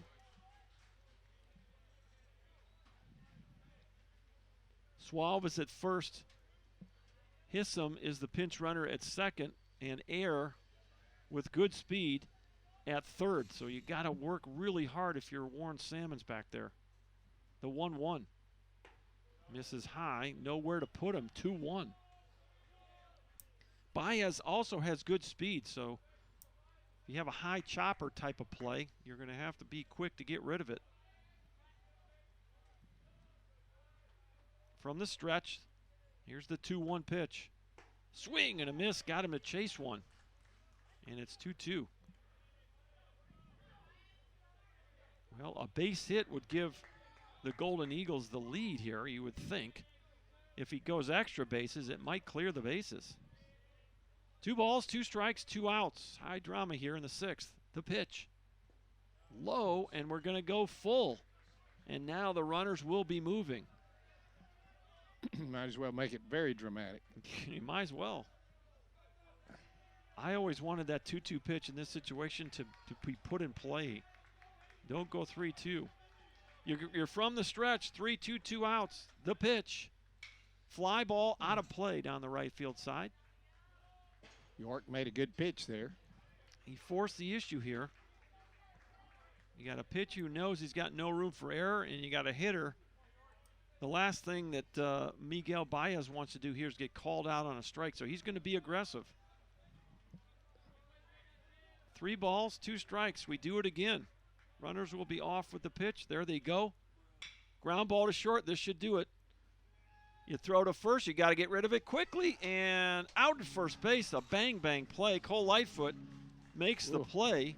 And, whoo, pretty close play right there. That ball bounced up high to Lightfoot, and he had to go up and get it and then make the throw. Well, he kind of gave himself that in-between hop. And to his credit, he stayed with it, made a solid throw over to Hines, and the Apaches breathe a sigh of relief as we go to the bottom of the 6th. It's still 3-2, back in just a minute.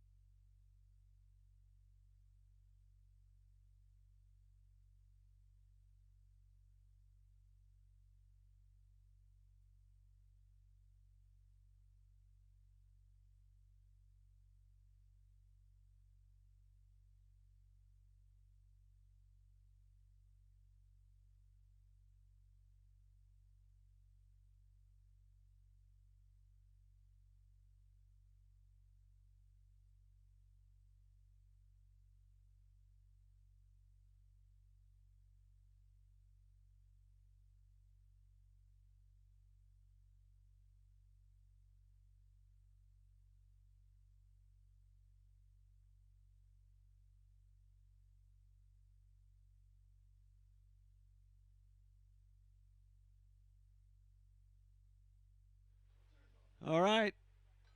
3-2 Apaches. We go to the bottom of the sixth. They just escaped a bases-loaded situation.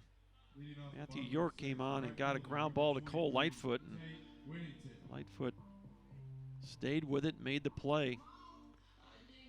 And we go to the bottom of the sixth. 6, 7, and 8. Whittington, Salmons, and Lightfoot to bat for the Apaches. First pitch in there, strike one from Eric Steiner. What a start for him in his first start as a collegiate pitcher. That was pitch number 83, 52 of them for strikes. It's going to miss low.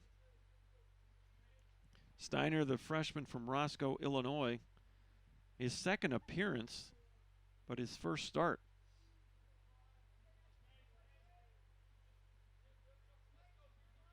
1-1 pitch. Foul ball at home plate. It's 1-2. Tate Whittington has walked twice in this ballgame.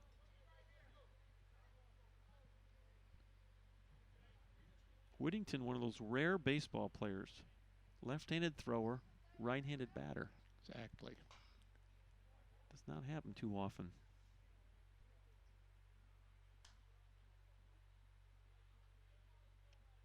1 ball, 2 strikes as he fouls one over to the third base dugout where the have quite a few right-handed throwers and left-handed batters, but yep. 1-2 pitch. Just missed low. 2-2.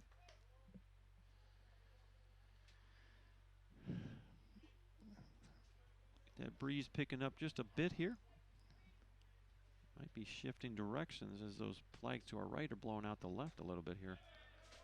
Just misses. The catcher, Brett Swall, thought he had a strike. Held the glove out there for a while. Had some borderline pitches the last inning or so that Mr. Umpire has not called strikes. He's had a big zone all day. Swing and a miss, struck him out swinging. And that's strikeout number 4 for Steiner. As you said earlier, he's not overpowering, but he's keeping the Apaches just off balance enough. They have not been able to mount any kind of serious rally. Here's Warren Salmons now for the third time. A ground out and a strikeout. First pitch swing, and he pops to left field. Easy play for Mitchell in left, and there's 2 outs. F7 if you're scoring at the house. Here is Cole Lightfoot. And what a nice play he made in pressure situation to finish that top of the 6th inning. You know, you think about pitchers and catchers having a lot of pressure on them in that situation, but those infielders too. Big swing and a miss. Strike 1. Well, we've seen it many times through the years, John, of a pitcher that probably not as hard a thrower as a lot of guys, but who can spot their pitches, change speeds, and they are very, very effective. Yep. Like the offense has trouble adjusting. Well, it's about change of speed and change of location. That's what it's Getting about. their timing off. That's right. Little nubber. And 2-strike count on a 1 and 2 strike count on Cole Lightfoot. Effective pitching equal disrupting timing. Yep.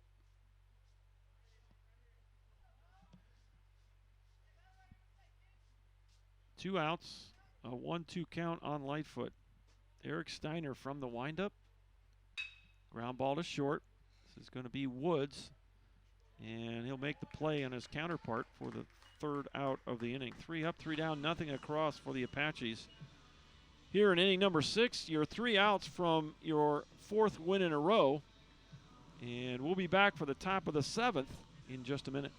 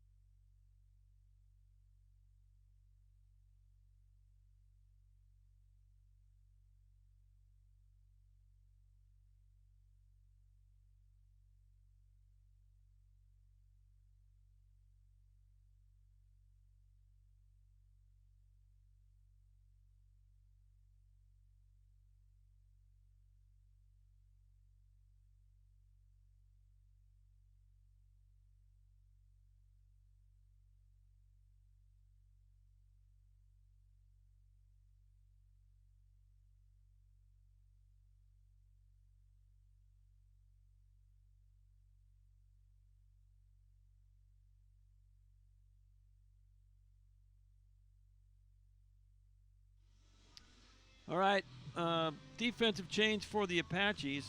You got Ren Reynolds now out at second base. It's still Matthew York on the mound.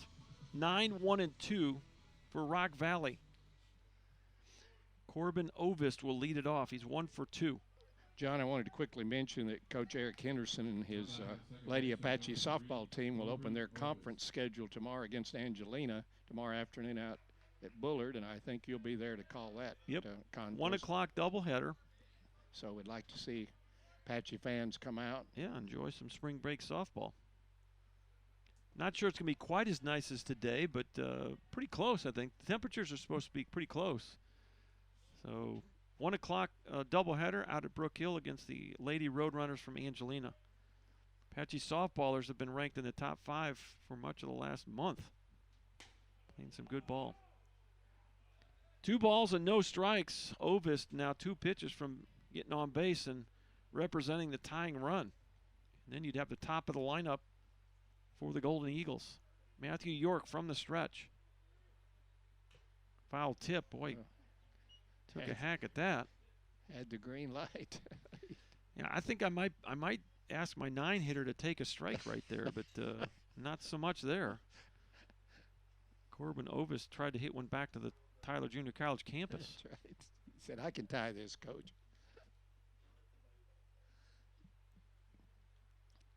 2-1 the count. The pitch.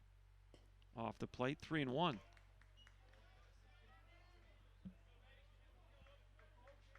Chad Heron having a chat with someone down there. Might be one of his assistant coaches, or might be one of the players that played in the first game. It might be that starter. Kind of looks like the starting pitcher from game 1. 3-1 pitch inside, ball 4. You walk the the lead off tie man. run. Yeah, that's not what the doctor ordered here. That's walk number 1 for York. 5th walk of the game for Tyler pitching. You roll it back to the top of the order, Cole Ludenking. And now you're going to pinch run number 10. I guess back in your day, such a walk would cause a little blood pressure to go up a bit. It can, for sure. On the part of the head coach. Well, statistically, that's Zach Baden out at first base now as the pinch runner. First pitch, going to show bunt, pull back, ball 1. And Zach Baden was actually played in the first game. He's going to pinch run here, and he represents the tying run. Run at first, no one out. And this is Cole Ludeking. He showed bunt on that first pitch and then pulled back. 1-0 count. Step and a dive back, and Hines did a good job of digging that out, or the runner would have gone to second or maybe to third. Baden is second in steals with 5. So he is a threat over there. Not going. This is high, 2-0. There's some activity in the Apache bullpen. If York doesn't start throwing some strikes soon, he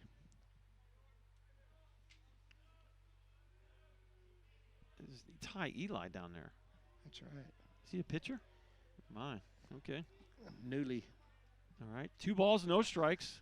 The pitch. Chopper to third, foul.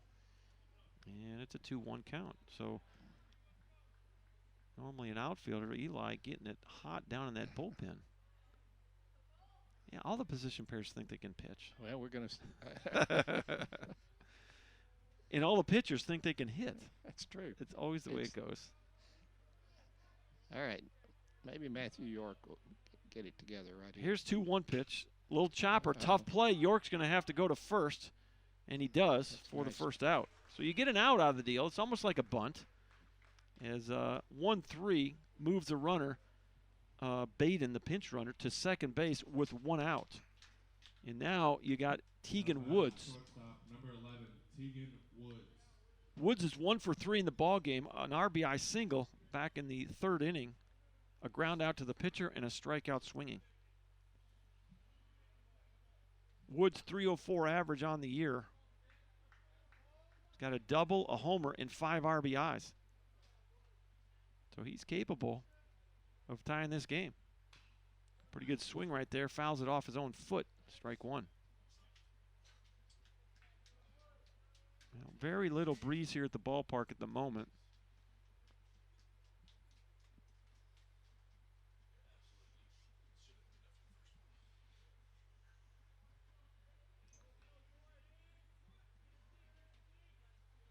We got to 80 degrees finally.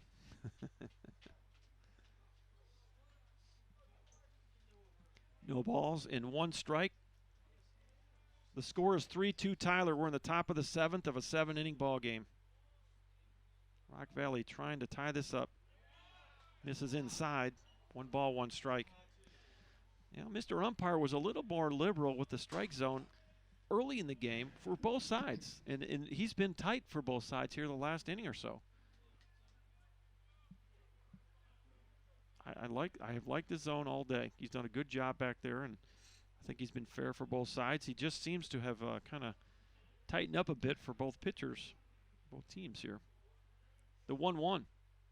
Line shot, left field. Is it down? It is down. The runner will be sent home. Here's the throw from Hood. It's offline, and it's tied. We're tied at 3, RBI single for Tegan Woods. And he goes to second on the throw. So Woods will get his second RBI single of the ball game. And the Golden Eagles now have a chance to take the lead in the top of the 7th with only 1 out. Here's left-handed batting third baseman Brett Ayer. He's got good speed. Might be a threat here to lay one down. He's only hitting 176. First pitch missed, ball 1. He does have 1 double and 1 RBI. He's also got 7 stolen bases. And actually he's got 8 because he stole 1 last time he was on base. The 1-0. Line shot foul off the netting. David Mitchell waits on deck. Well, this is a situation where if you do have some speed like Ayer does, you got Dalton Davis playing way back at third. He's just begging him to lay down a drag bunt here. And you're probably not going to see it. Ayer's the third batter in the lineup, so obviously Coach Herron feels like he is a guy that can drive people in. He just maybe off to a little bit of a slow start. Average is 176 at the moment. 2-1 count. Here's the pitch. Misses low, 3-1. Well, the walk doesn't hurt you here, as it will bring up the right-handed batting David Mitchell and set up a double play. So I think you probably stay with something off speed here and see if Ayer will go chasing. Got a good ball game. We're tied at 3 in the 7th. And the pitch. Yes, he did. He tried to hold up and couldn't do it. Would have been ball 4. And now you got a full count. 3-2, 1 out. Go-ahead run at second. Tegan Woods just drove in the tying run and got the second on the throw to home plate.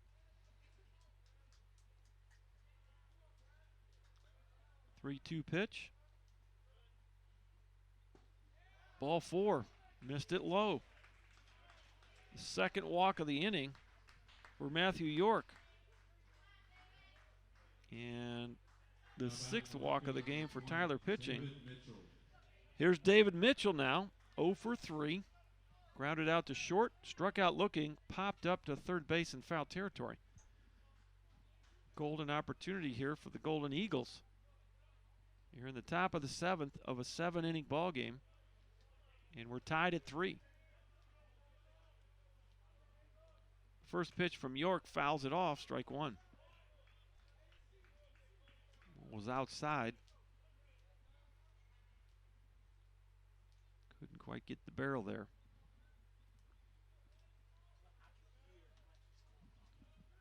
Well, you've got pretty good speed on the bases here. High fly ball left field. Going back is Hood. He's at the warning track and makes the catch. The runners will tag, or one will, and get to third base. So nice job there by Tegan Woods to tag and go to third base. F7. You got runners in the corners now. Not sure why. If you're going to tag at second, you don't tag at first, but I guess he may not have gotten back to the bag in time. But you could have had second and third here and taken away that force play at second. Big challenge for Matthew York here to see if he can get the Apaches back to the dugout with a tie. Bill Blank, the batter, swing and a miss, strike one. Blank is 0 for 3, reached on an error, lined out to center field and struck out swinging. This is his second appearance against Matthew York. He struck him out last time. Well, no, that's not right. He faced McCray Weist. Runner was moving on the pitch, and it's fouled off. 0-2.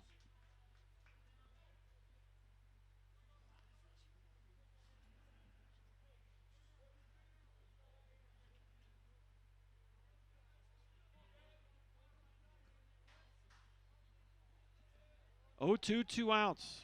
Runners on the corners in a 3-3 game. The pitch. Fouled off. We'll do it again.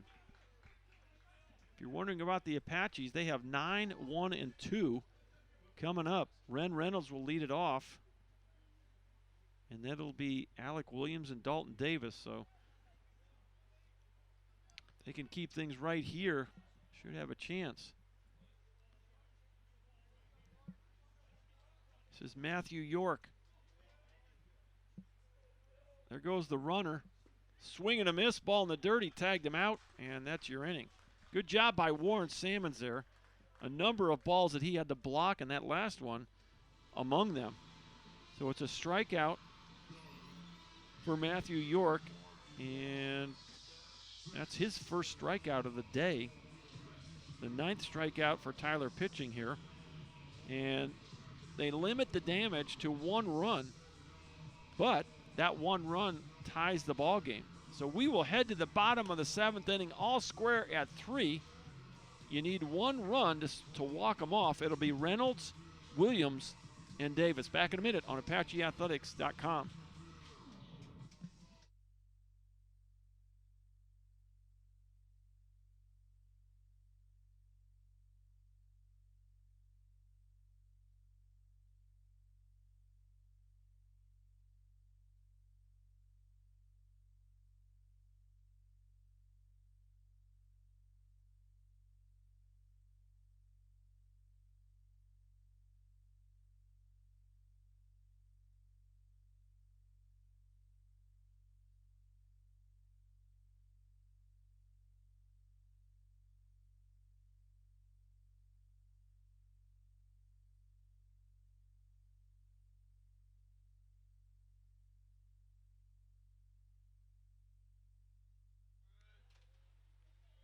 Ren Reynolds will lead it off for the Apaches. This is his first plate appearance in Game 2.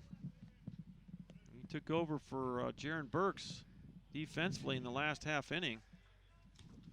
First pitch is outside, ball 1.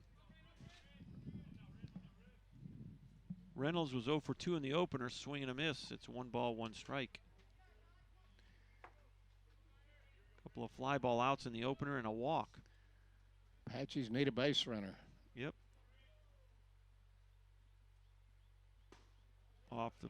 Called a strike. Well, Mr. Umpire, there's the zone we've had most of the game, and Reynolds didn't like the pitch. But his opinion doesn't matter. It's time to go to work. Steiner still on the mound for the Golden Eagles. Off the plate. We're 2-2. 2 balls, 2 strikes. Nobody on, nobody out. 96 pitches, 61 of them for strikes for Eric Steiner. What a nice outing for him. Off the hands, tough play. I don't think you're going to make the play, and you're not. They're going to call a foul ball. Home plate umpire called foul, and he'll come back.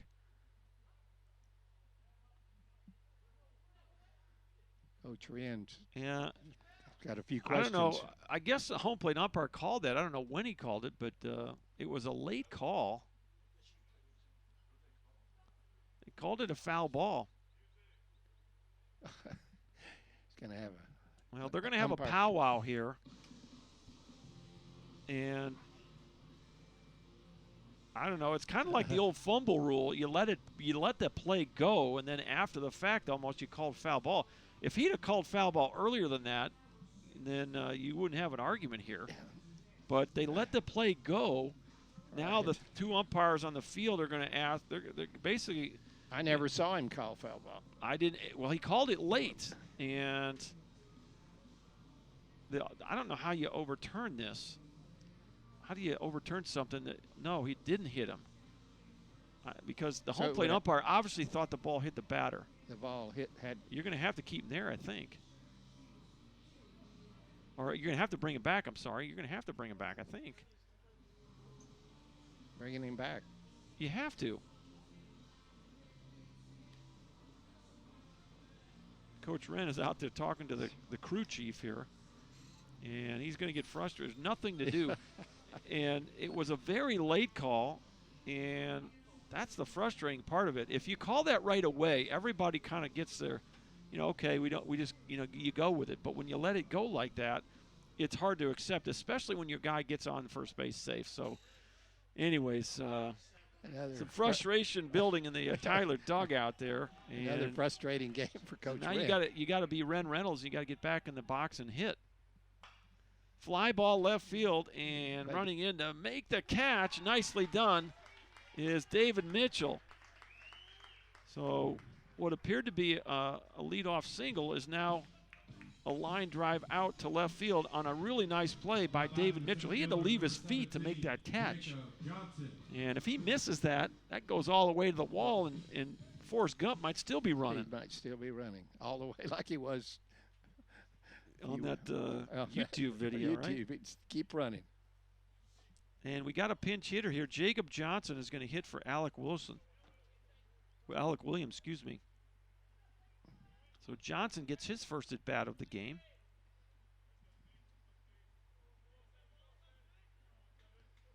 With nobody on and one out.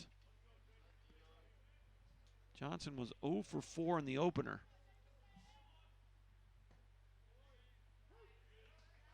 First pitch called a strike. It's 0-1.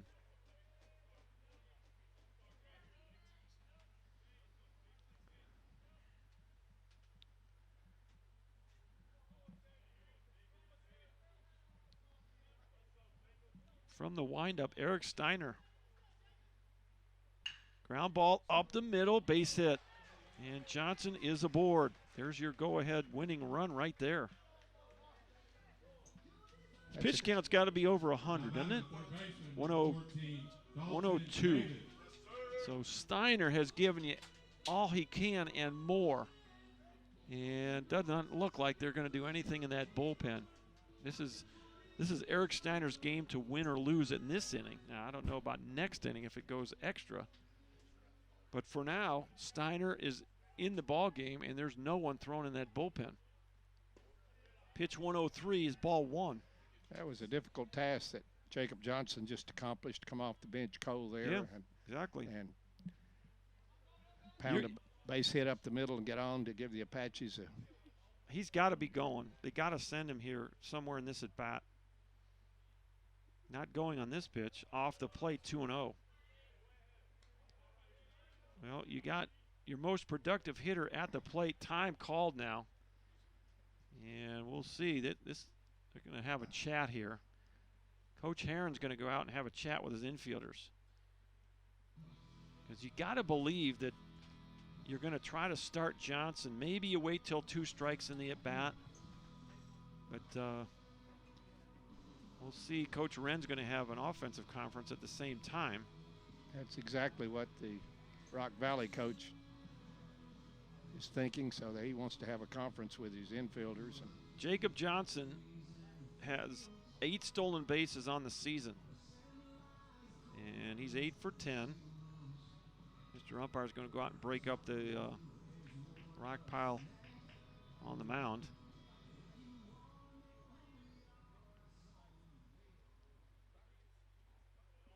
So stepping in now is Dalton Davis with a 2. Is it 2-0? 2-0. Okay, so a 2-0 count with one away. Ren Reynolds hit a line drive to left field, and a single by Jacob Johnson has him at first. The pitch misses inside, 3-0. Well, you got Heath Hood, who had an RBI double his first time up, on deck. But you got to come at these hitters. You can't walk anybody, and he just did. And I got to believe Steiner is running on fumes, and now you scramble to get somebody in the pen, and you do have someone up now tossing.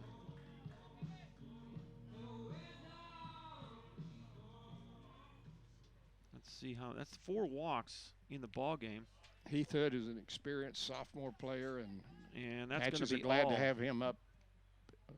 Yep. We're going to have a pitching change, so we'll let you know who the new pitcher is momentarily.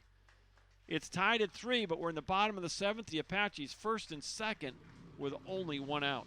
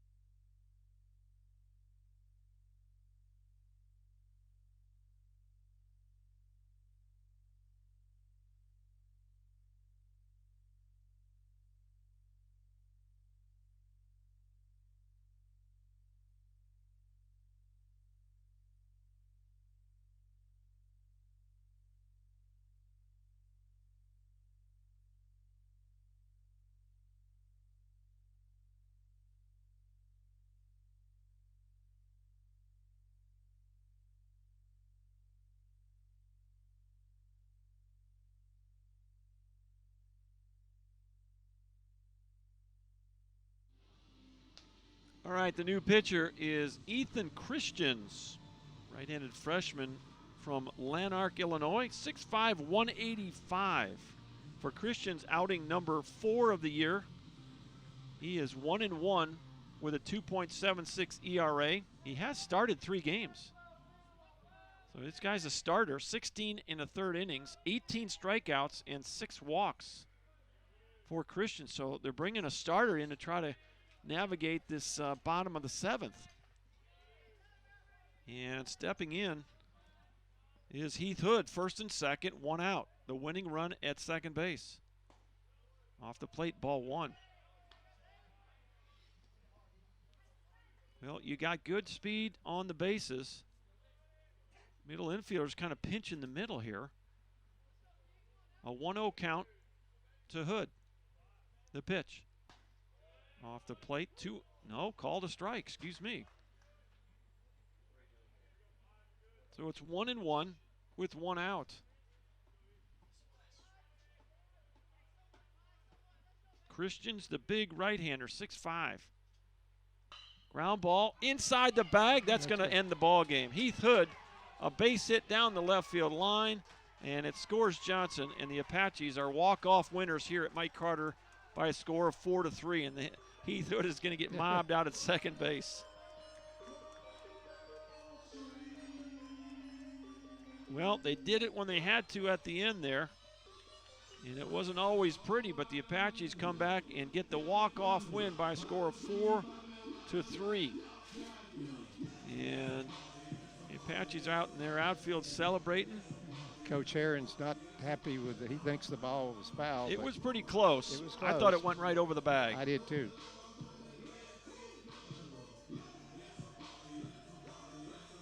Well, here's your final line score. Rock Valley College 3 runs on 4 hits. They commit 2 errors. Tyler Junior College, 4 runs on 7 hits. They also commit 2 errors. And they are walk-off winners on the base hit by Heath Hood into left field. Well, let's get some winners and losers on the pitching side of it. The losing pitcher is going to be Eric Steiner. Boy, that's a tough loss. That guy, 106 pitches, 65 of them for strikes. He left his heart on the mound, did a great job. The freshman from Roscoe, Illinois, will take his first loss of the year. But you got to be encouraged if you're Chad Herron by what he gave you today against the #1 team in the country. So he'll drop to 0-1 with the loss. The winning pitcher is going to be Matthew York. And let's see what Matthew's his record is. Matthew York, that's going to be his first decision. He'll go to 1-0. And so the loss will drop the Rock Valley College Golden Eagles overall record to 4-8 on the season. And for the Apaches, this win will take them to 17-6 overall. Well, let's go back and look at the how this game developed. The Apaches took a 1-0 lead in the first inning on an RBI double by Heath Hood. And that rascal did the same thing to win it at the end of the ball game, but a double into left field gave the Apaches a 1-0 lead. The Apaches took a 3-0 lead on a 2 RBI single by Alec Williams. It was 3-0 Apaches, but the Golden Eagles came back with 2 runs in the top of the 3rd inning on a wild pitch and an RBI single by Tegan Woods. So it was 3-2 all the way until the top of the 7th when the Golden Eagles tied it. RBI single again by Tegan Woods. And he ended up scoring pinch runner Zach Baden. It was 3-3 going to the bottom of the 7th. And that 7th inning, we had a little bit of a controversy on a ground ball that the home plate umpire called a foul ball off of Ren Reynolds. The next pitch he drilled into left field for a line out. So 1 out, nobody on. And then it was Jacob Johnson coming off the bench as a pinch hitter, getting a base hit right up the middle. And then a walk to Davis. You had first and second, 1 out, and there that set the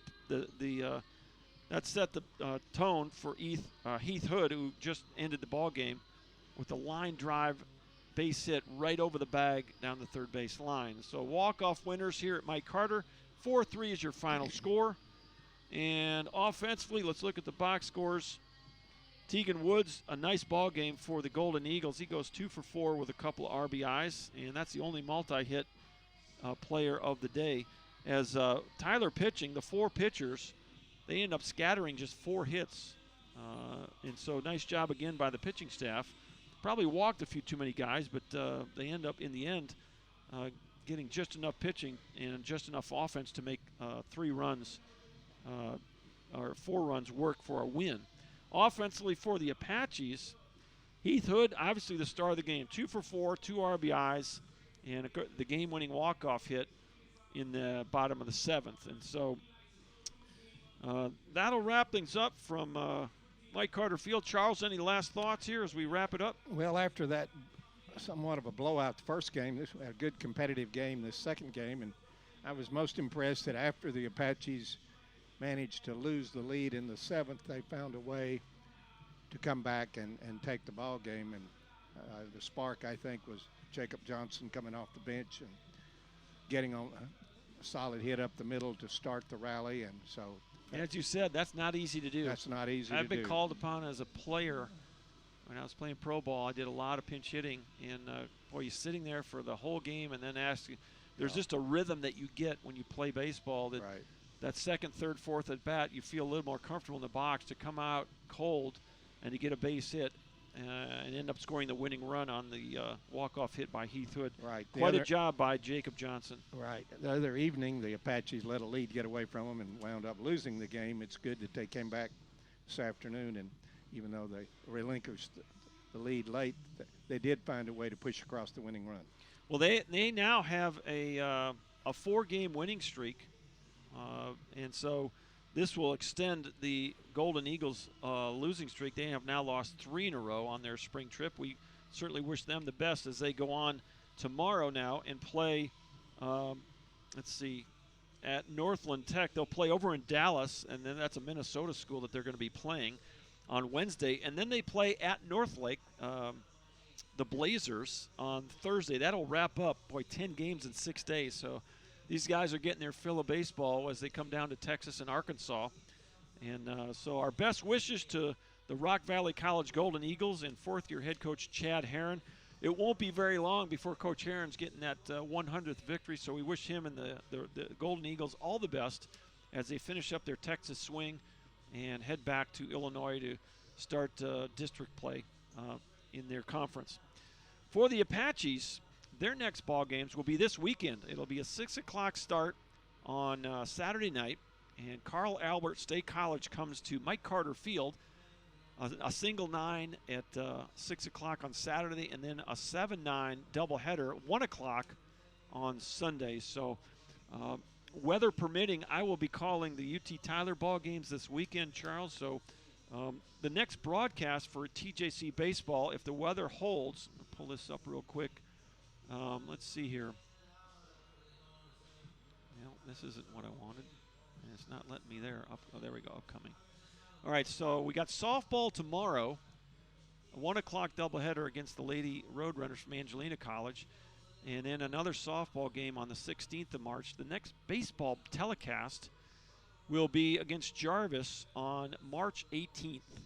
Okay, doubleheader day at the ballpark, a 12 o'clock doubleheader. So if the weather holds, sometimes occasionally what happens is UT Tyler, if they get weather this weekend, they may move that to a venue that cannot be broadcast. And so then I'd roll back over here and call the Apache games. We'll just see how that works out. But for now, the Apaches will have a 3-game set this weekend. Our next baseball broadcast should be on the 18th of March, a doubleheader against Jarvis Christian JV. So that'll wrap things up from Tyler, Texas at Christus Trinity Mother Francis Mike Carter Field. The Apaches take a doubleheader by a score of 10-2 in the opener and 4-3 here in the nightcap. So for the whole athletic department at Tyler Junior College, that will include Mr. Kevin Vest, athletic director, Captain Chuck Smith, associate AD, Ms. Kelsey Weeks, the assistant athletic director, and my partner in crime here, Dr. Charles Johnson. This is Dr. John Groth signing off from Tyler, Texas. Thanks for watching. Thanks be to God who gives us the victory through Jesus Christ our Lord. So long, everybody.